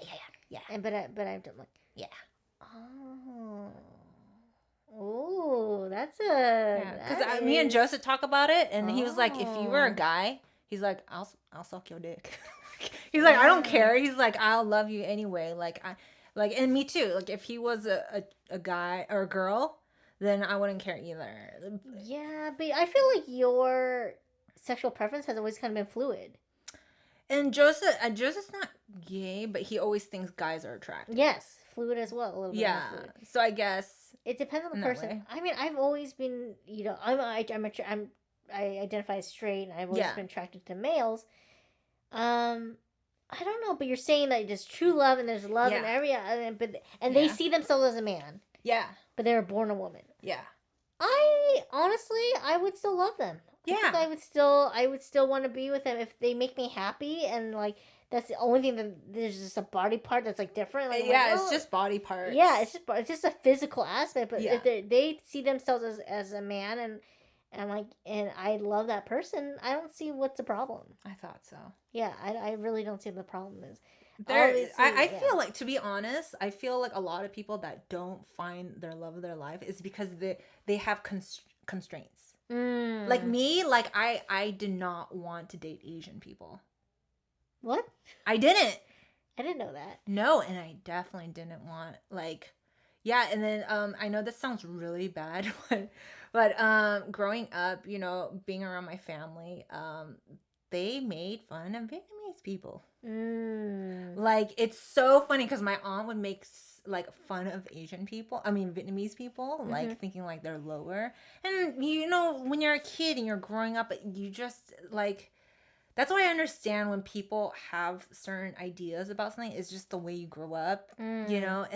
And like my aunt used to always say like, you know, Cambodians and like Vietnamese people are lower. And it's funny because our whole family is meshed with of Vietnamese descent. It's so with my cousin, and then I have an adoptive uncle in Korea.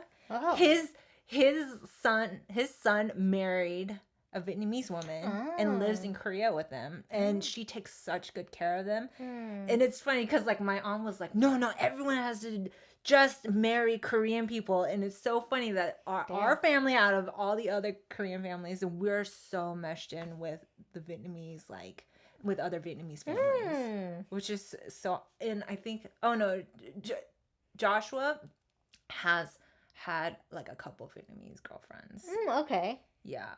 Yeah, that's true. But like me and Joseph, we still like, you know, we're just making fun of each other, but like we would make sounds. We make fun of each other's like languages. Yeah. Like Joseph would be like, for cramping, he's like, you guys always sound like really angry and like and whiny, like no ha, oh no ha, and then I would be like, well, you guys sound like like I like making fun of each other, but it's like harmless. Yeah, like, you guys are making fun, I mean, yeah. but like it's kind of funny how our the family that didn't want to mesh as much with other cultures. It's so weird because my aunt is married to my uncle. He's Chamorro. He's not Korean. And that's the first couple in our family that married outside of the Korean. So like, and it's just funny how my eldest auntie, she would really wanted all of us to marry Korean people. But no, went the total opposite way. Just kind of like to show her. I think life is trying to break her idea. Yeah. Like not just one or two. It's like all of them. All of them. But it just shows you, like, people want to tell you who they think you should love, but in the end, it's like you're gonna love who you love, and that doesn't matter, like race, sex, whatever. Yeah, you know it doesn't. what I mean? It's nothing. It just, you can't help but fall for somebody, you know. So it's just, it's.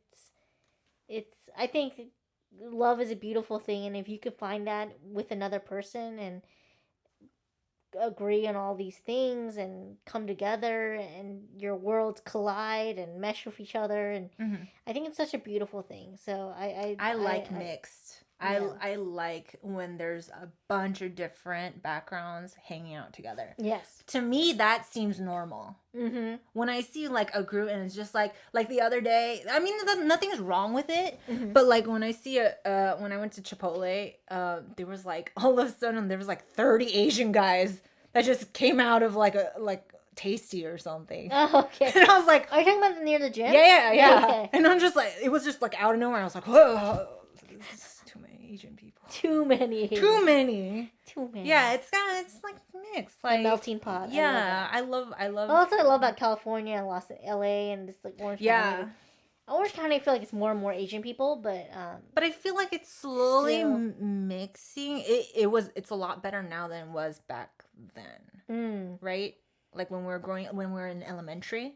Oh yeah, Asians stayed Asians, white people stayed That's true. with their white people, Mhm, Mexicans, Hispanic, Latinx people stayed, away. They That's had their true. own. That's true. That's true. I feel like it's definitely becoming more. But I just feel like just in general, there's more Asians in Orange County area Yes, it's because of Westminster and definitely blew coming up. from Garden Grove area. They're kind of infiltrating Fountain Valley. These areas. I feel like there's a lot more Asians growing up.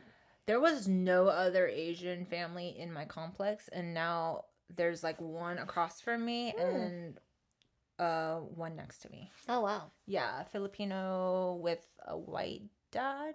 Oh, okay. Filipino wife and a Caucasian dad. Nice. And then the other side is Vietnamese. Okay. Yeah, which I like.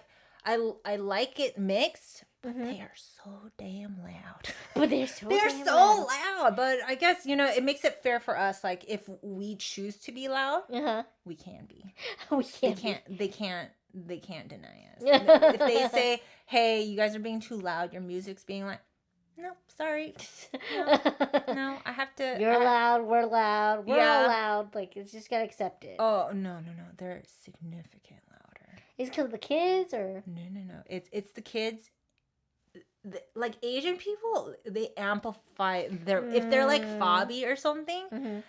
They don't understand the loudness of their voice, and they don't. You know what I mean? Yeah. Like my next door neighbor, she's white. She's white. Mm-hmm. She's so sweet.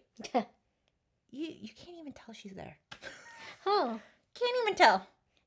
Does would she think- live on her own or? She lives on her own, and in the back room she has a tenant, Oh, okay. which you can totally tell he lives there. Like just normal stuff. Mm-hmm. Sometimes has friends over once in a while, which is totally fine. Her can't even tell. Oh, So quiet, like a mouse. so quiet. Sometimes my mom's like, "Can you go check on her? I can't hear her."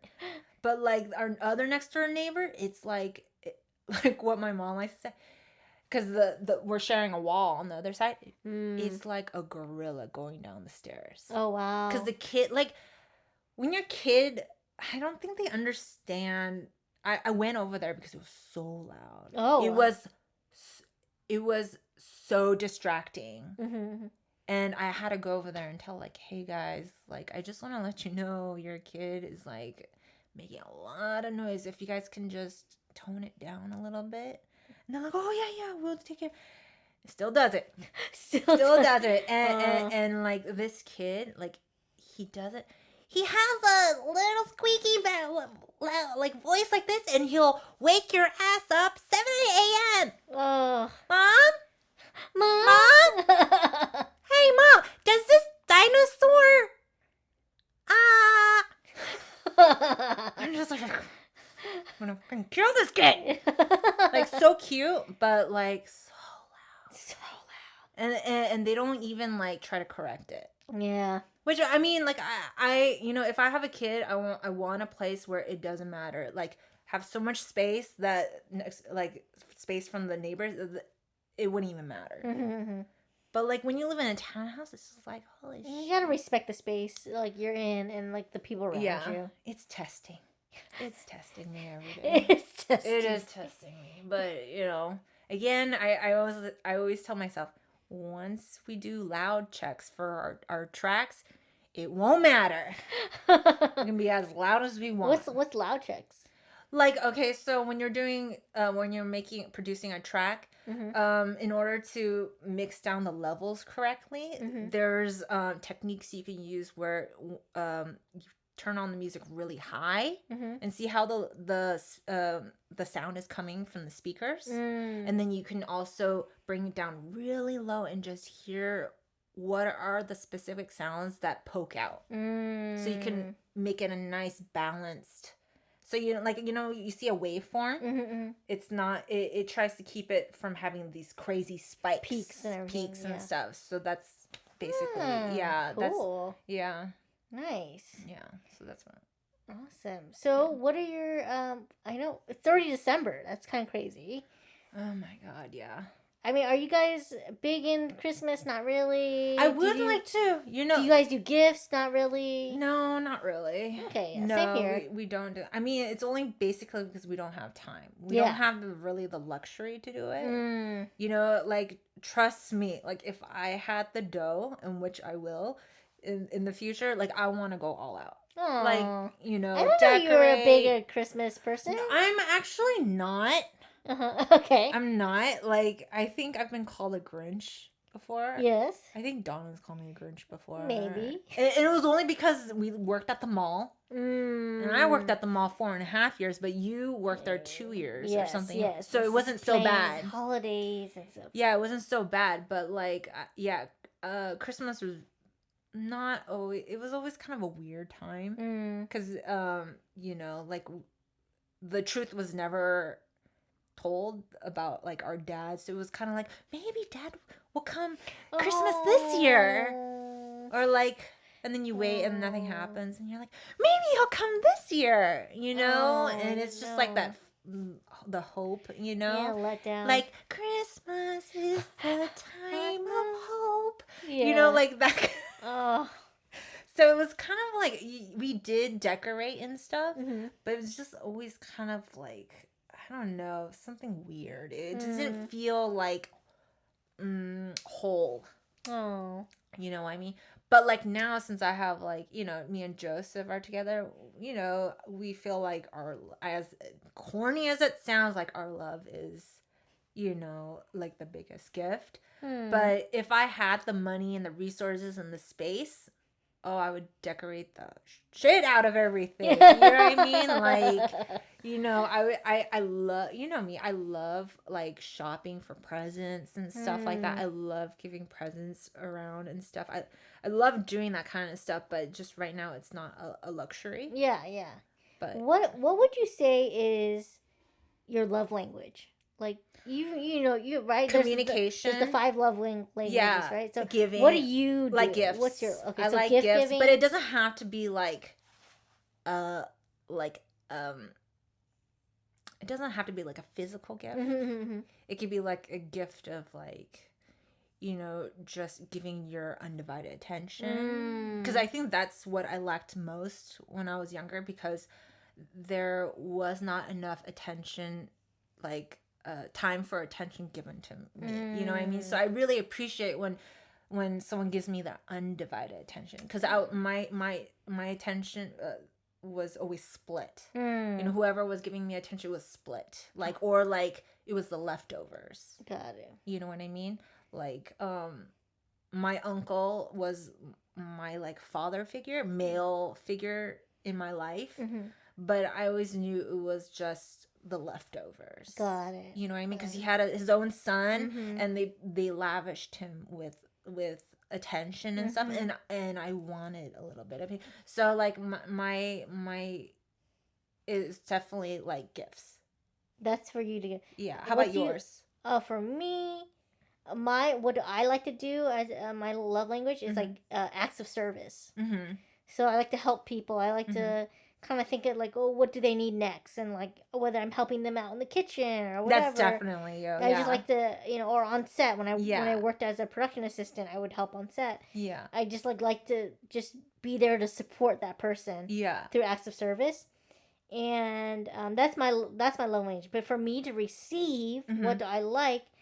I think it's communication. Like communication. So like actually like talking and stuff, and I think that's communication is really important.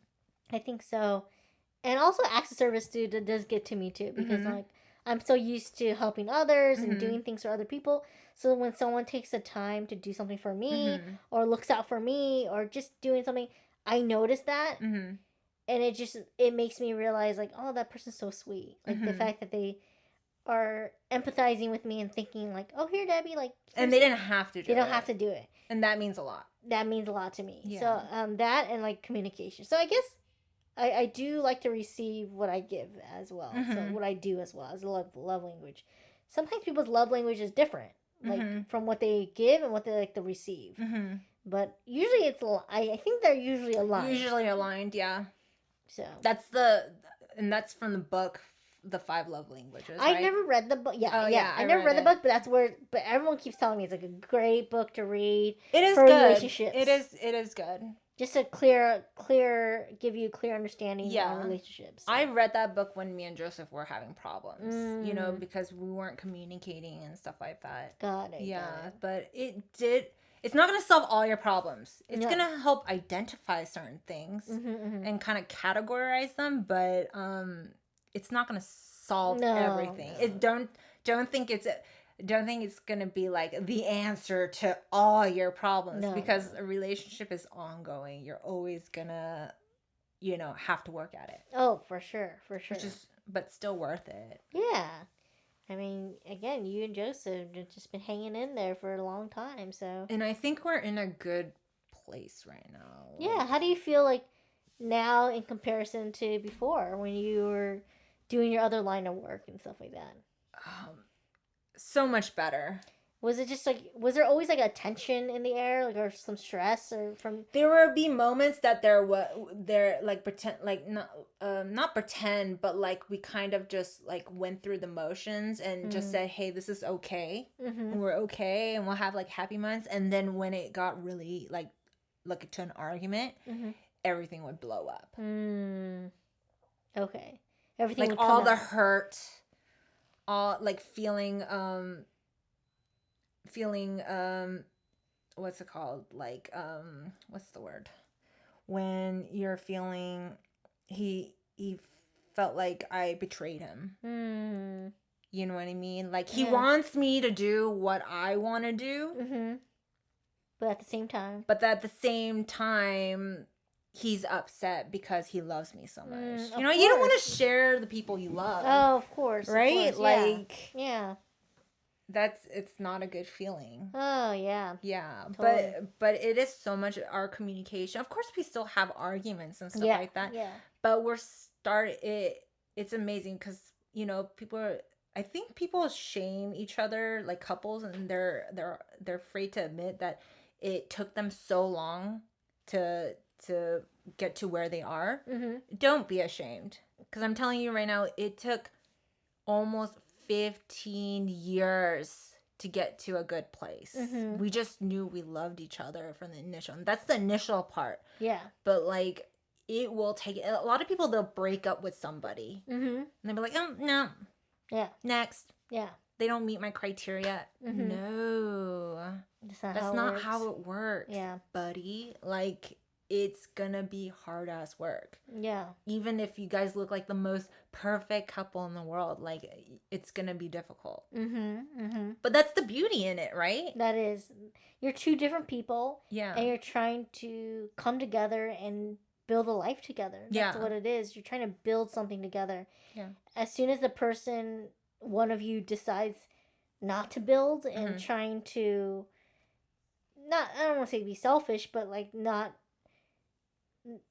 growing together and just growing apart, that's when it becomes an issue. Yeah, definitely. And I really do appreciate that Joseph never forced me to have kids. Like, you know, there's a lot of couples. Some dudes are like, yeah, you better have my baby. Or the other way. Yeah. And I'm just like, you guys, it takes longer than a couple years. When I used to do Uber, and people are like, oh yeah, me and my husband have been together for like 3 years, 3 whole years. I'm like, good for you. But it's not going to take 3 years to get to know somebody. It's going to take a lifetime. Like, exactly. Me and Joseph have almost been attached to the hip, and we still are exploring, like, each other. Yeah. Like, you know, talking and stuff. You know, I think that's why there's such a high divorce rate. Yeah. Absolutely. Because you don't know who you're with. You're not. You think 3 years is gonna do it? No. And it's just like, even 3 years doesn't do it. It's a life, like you said, it's a lifetime of it's a discovering lifetime. this person and knowing this person, and sometimes not intentionally hurting that person, but it's what you do with the hurt. Yeah. Do you let it, like, do you let it, don't admit to it, and you don't want your ego or pride to be hurt or anything, and don't admit to it, then that hurt, you can't get over this hurdle. But I think it happens, you're bound to hurt that person in one way or another, but it's like each other in some way. But if you guys are able to communicate and talk it out and just together grow through it, through that pain, it makes the relationship that much stronger. So communication really is the key. It is. And a lot of people don't know how to communicate. They don't. It's two different ways of communicating. Yeah, and you know what? There was a time where I get frustrated with Joseph because he didn't come from he's not gonna talk like this when he's angry. Like some people they just talk like in the regular voice. Calm, yeah. No, Joseph is like raw. Like he yells and screams and curses and calls me names and stuff like that. And before I used to be really hurt by it. But I also don't like it when my mother tells me, like, oh, you shouldn't cuss. Oh, you shouldn't talk like this. Don't say that. The important thing is not to repress. If you want to get good communication, your partner is being like verbally aggressive, just let them. Yeah. At first, just let them get that out of the way. Let all that steam come out, and then regroup and then talk. Yeah. Because you telling them, don't fucking talk to me like that, is not going to solve it. I promise you. Because it takes a long time for someone who's used to talking a certain way and surviving in their environment like that, and then making them change all of a sudden is not going to help. I think when they're in that state of mind and they're angry and stuff, you saying, like, don't talk to me like that just adds fuel to the fire. Yes. But I think when they're calm and they let it out, and then once they're done letting it out, and they're calm, and I think after the aftermath, they don't feel good about talking to that person that way. No. They don't like who they lost control and yelling names. Nobody likes to be that person. No. And I think it's important still to address and be like, hey, after the fact, when you guys are both calm and he's done being angry and stuff, he's like, hey, like what you said, calling me a bitch and stuff really hurt me. It really doesn't make me feel like you respect me, and it's hard for me to talk to you or to even meet you halfway when you talk to me in such an aggressive manner. Yeah, it definitely felt like very hurtful and aggressive. I'm like, and he doesn't want to do that to you. But he, like you said, he's used to that mentality. He lived in the streets. And testosterone. Testosterone has a lot to do with it. Like, can you think of? Okay, there's definitely a larger percentage of men that have fought in fights, physical fights, than women. Yes. Women, like, it doesn't even compare.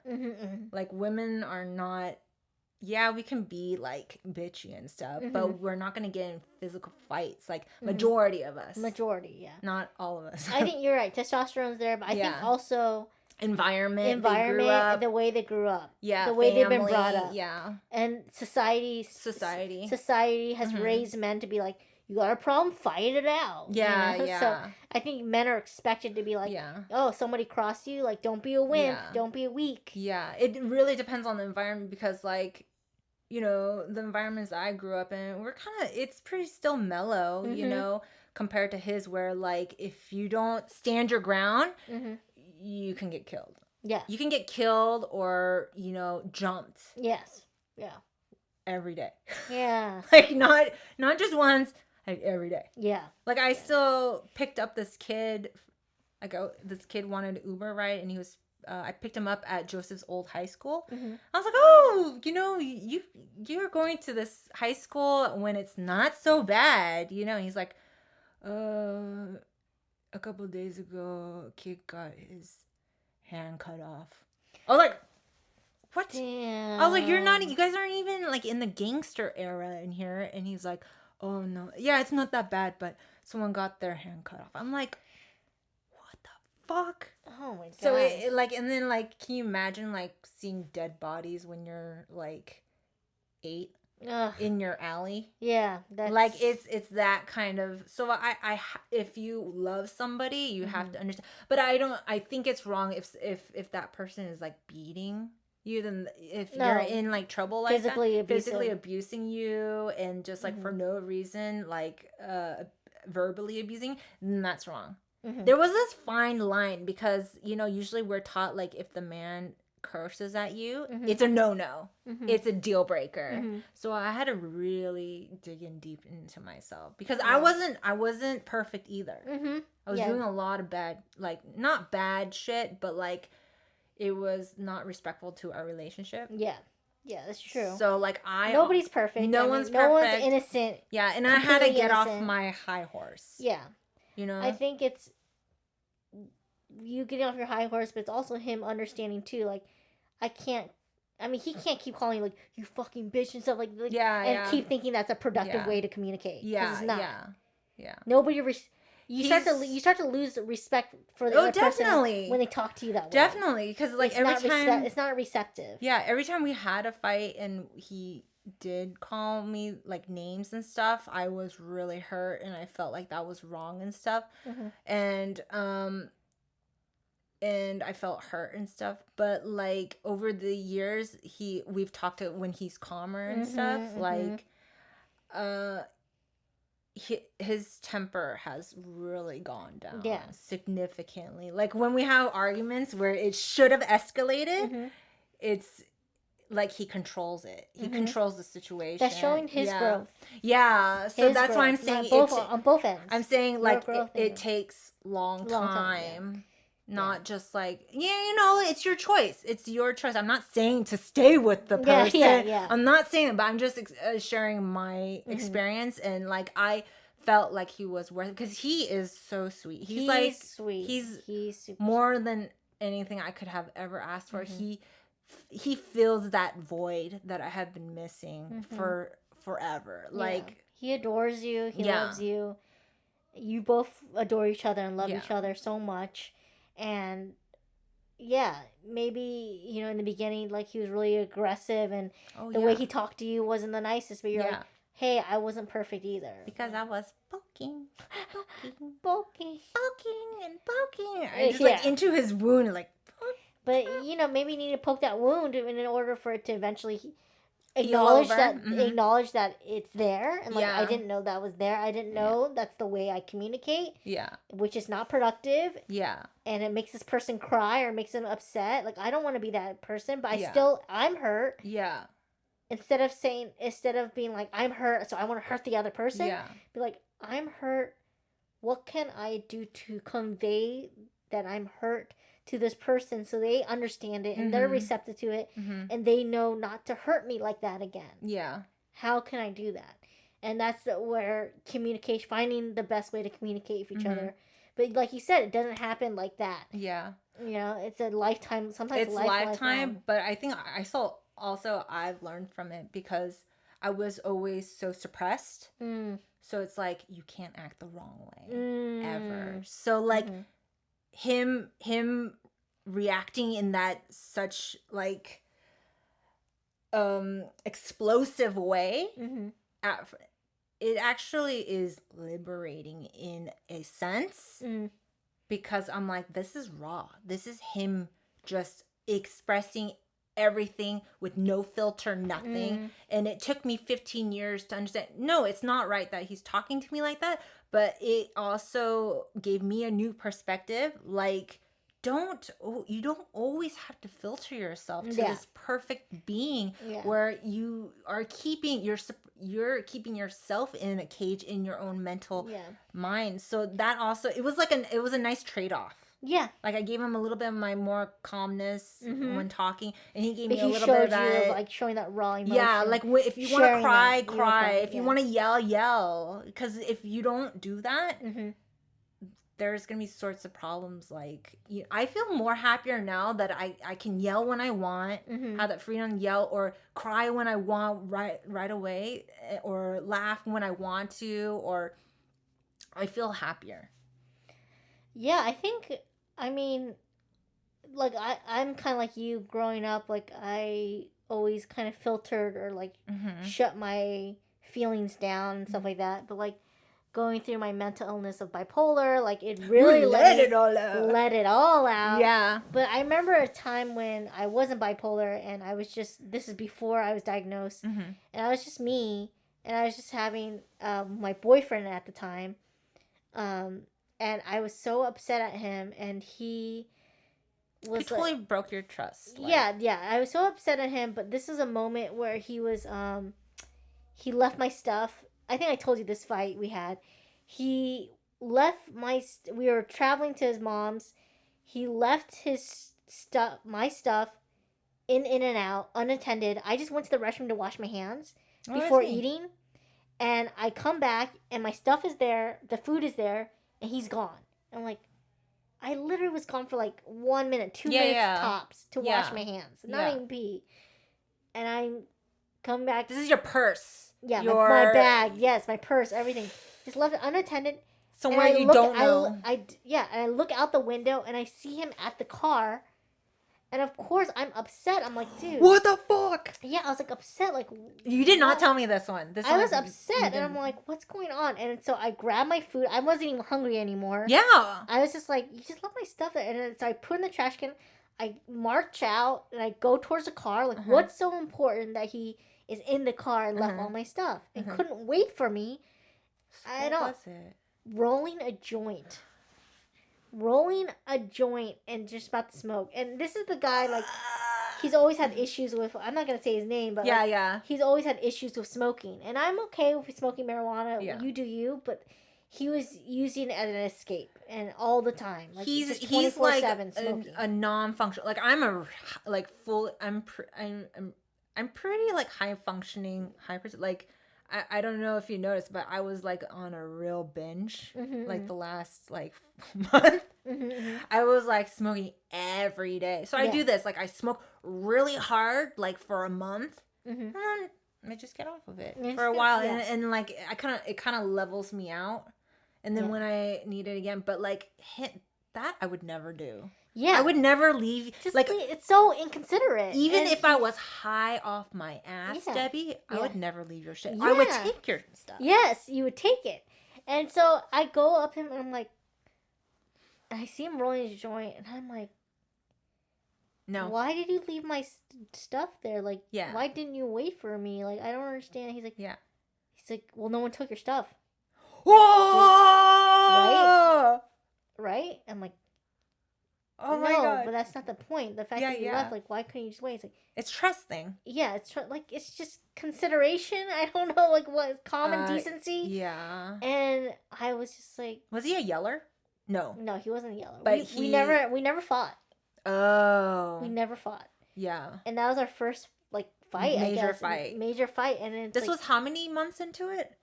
Gosh, it was already maybe over half a year into it. Okay, half a year. We didn't really fight. So, yeah, that sounds normal. Like, not to have a fight for about 6 or 7 months. Yeah, 7 months. Yeah. And so we get in the car, and I'm quiet because I'm just like, how does he not get this? And I'm upset, and he just made me, like, feel stupid. Like, oh, nobody took it, right? I'm like, and you're like, so I'm just quiet, and then finally I'm like, again, like, that wasn't cool, man. Like, why did you do that? And he's like, and he's driving, and I'm just saying, like, I'm really quiet, and he's like, and finally he's like, well, I'm sorry that you feel that way.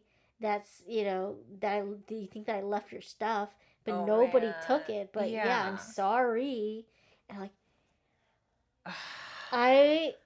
that was it. Like, you talked to me condescendingly and making fun of my emotions, and like, not cool. Just that's not a real sorry. And I was like, and I never raised my voice ever. Yeah, you don't. It was my first time raising my voice like that. And I was like, how can you take my fucking emotions and throw it against the fucking wall like that? Yeah. And I like Was burst. he shocked? Oh my god. He was driving. He's like, He didn't expect you to do he that. did not expect me to say that. And I kind of burst into tears a little bit, or just angry tears. And he's like, yeah. and he's quiet. He's like, I'm sorry. Like and it was a real apology. Yeah, yeah. Because he did not see that Because coming. you're so nice. Yeah, yeah. But like people, like yeah.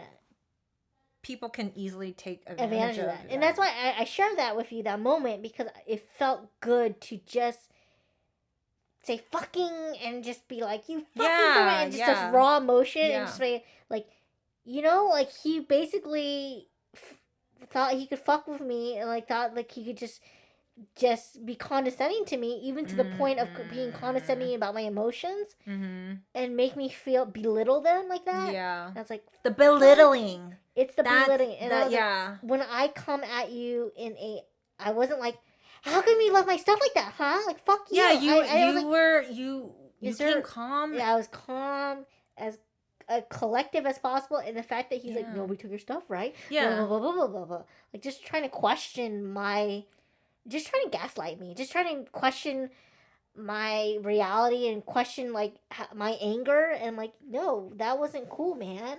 That was, totally, I would be like, oh, that's cool that he talks like that. If you were this whiny bitch, Yeah. you know what I mean? Yeah, you know what I mean? Like, some people say, oh my god, like, I see why? that coming. Yeah, then okay, but you could have just blew up in his face, like open the door and start yelling right away, but you didn't. No, I was really calm. You just got your stuff. Yeah, I got my stuff. Threw away my In-N-Out burger because I wasn't hungry, and I just like Debs. And I was just like, so but like, this is it. Like, this guy is just the it. Yeah. This is, I'm like, wow. Like, and so that was the first time I was like very upset at him. Yeah. And he apologized right away. But there's a lot of issues. There's a lot of red flags. Yeah. But it was experience, you know what I mean? Was. Like, when you're young like that, you want to experience being in a relationship. Mm-hmm.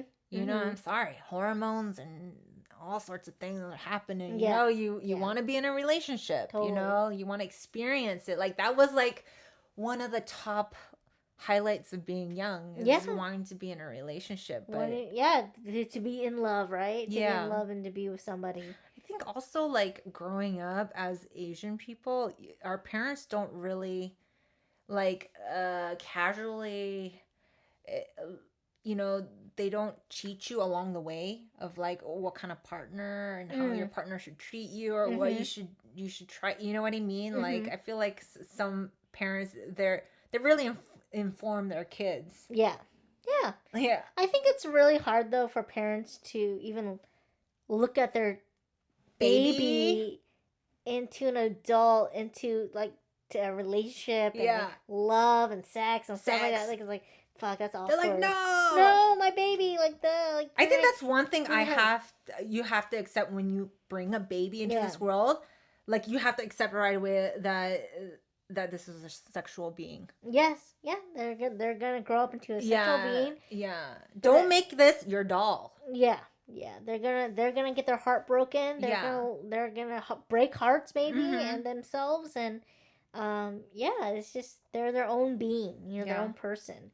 So but it's right on. I'm glad that you never told me that story. No, that story just brought it up because you're telling me, like, just having that raw emotion when you're raised to be kind of quiet on the quiet side, or not, it's hard to raw emotions get to you. Yeah, but it was just so nice to just like, there comes to a point where you can only hold it in for so much to the point where that person like really pushes it. It's like, so it was the first time I like lost my cool like that, and it's like I wasn't proud of it, but it felt great. Yeah, you're not like as proud of yourself, and you try to think like, oh, maybe I could have handled that differently. But I feel like when you get out that raw emotion initially, you're able to control the situation better in the future. Yes. Like Joseph, he'll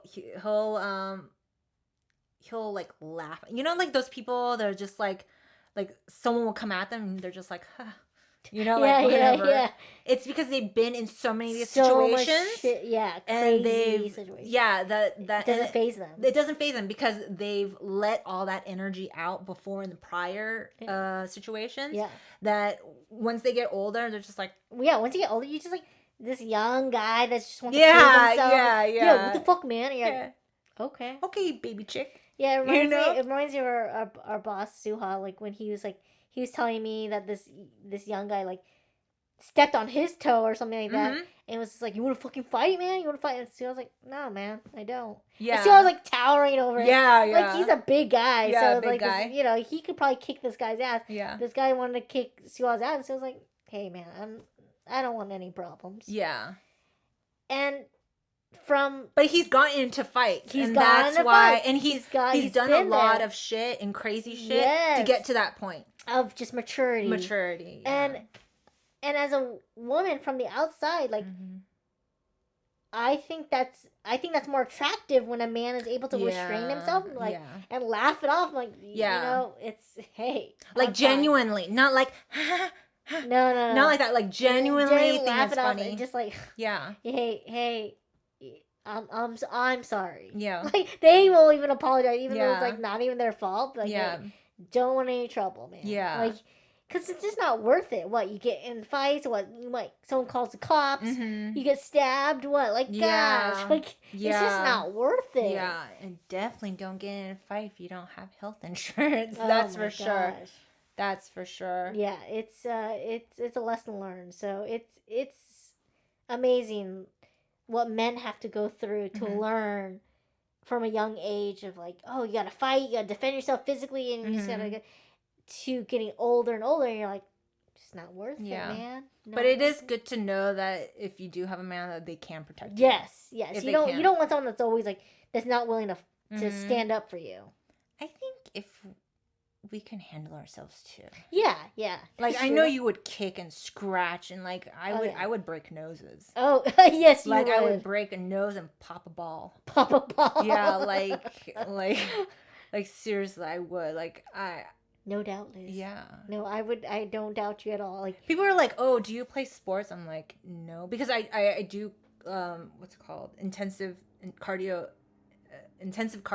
Oh, okay. So that's basically what athletes do. They do like 20 minutes of crazy hard work, and then they take a small break, and then they go at it again and get your heart rate up. So it conditions you. Got it. So people are like, "Oh, but I've accidentally hurt people so many times."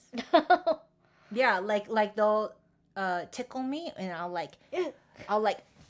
hit them on the head like really hard. Oh my gosh. So that's why I tell people don't tickle me. Don't Tickle me. Yeah, because I'm like, oh my god, I'm gonna like hurt you. Yeah. And I think one time I like hit someone in the stomach. Just because I'm really ticklish like around here. So I got really ticklish and I like elbowed them or something like that. So I'm just like, don't tickle me. Lesson learned. Yeah. Lesson learned.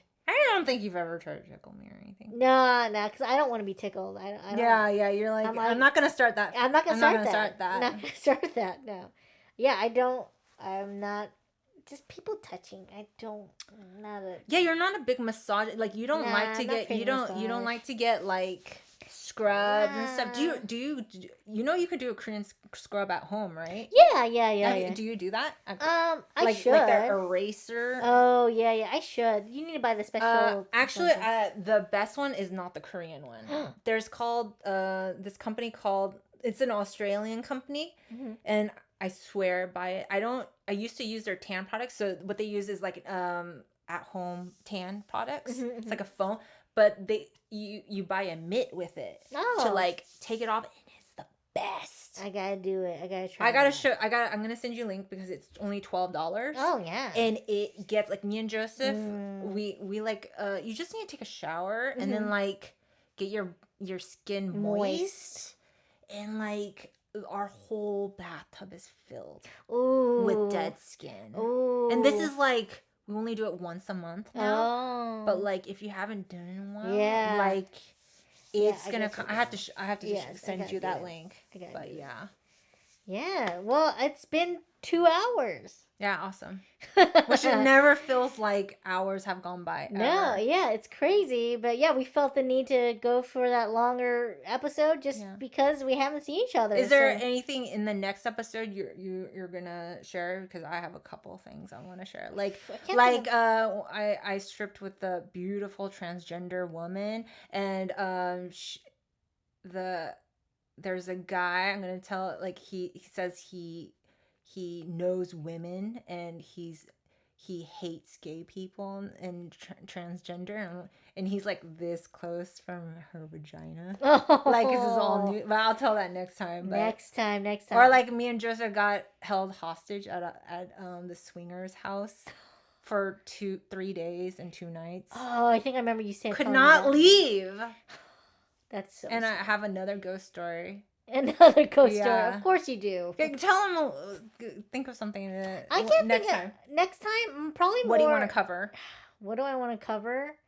I probably want to cover bizarre things that happen. Bizarre things. Maybe like interesting things I've eaten. Okay, exotic that's good. Stuff. I'm not gonna go further, but I'll leave that up to you. What that is. Just more about traveling stories, I guess, that I've done in the past when we were younger.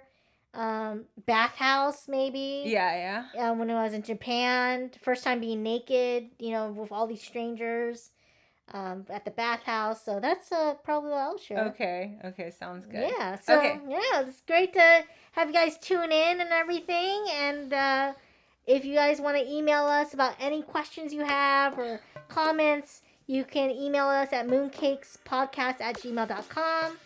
Follow us on Instagram at mooncakes.podcast. And just follow us along for our future episodes so you don't miss an episode. All right. And we have other, 5 episodes.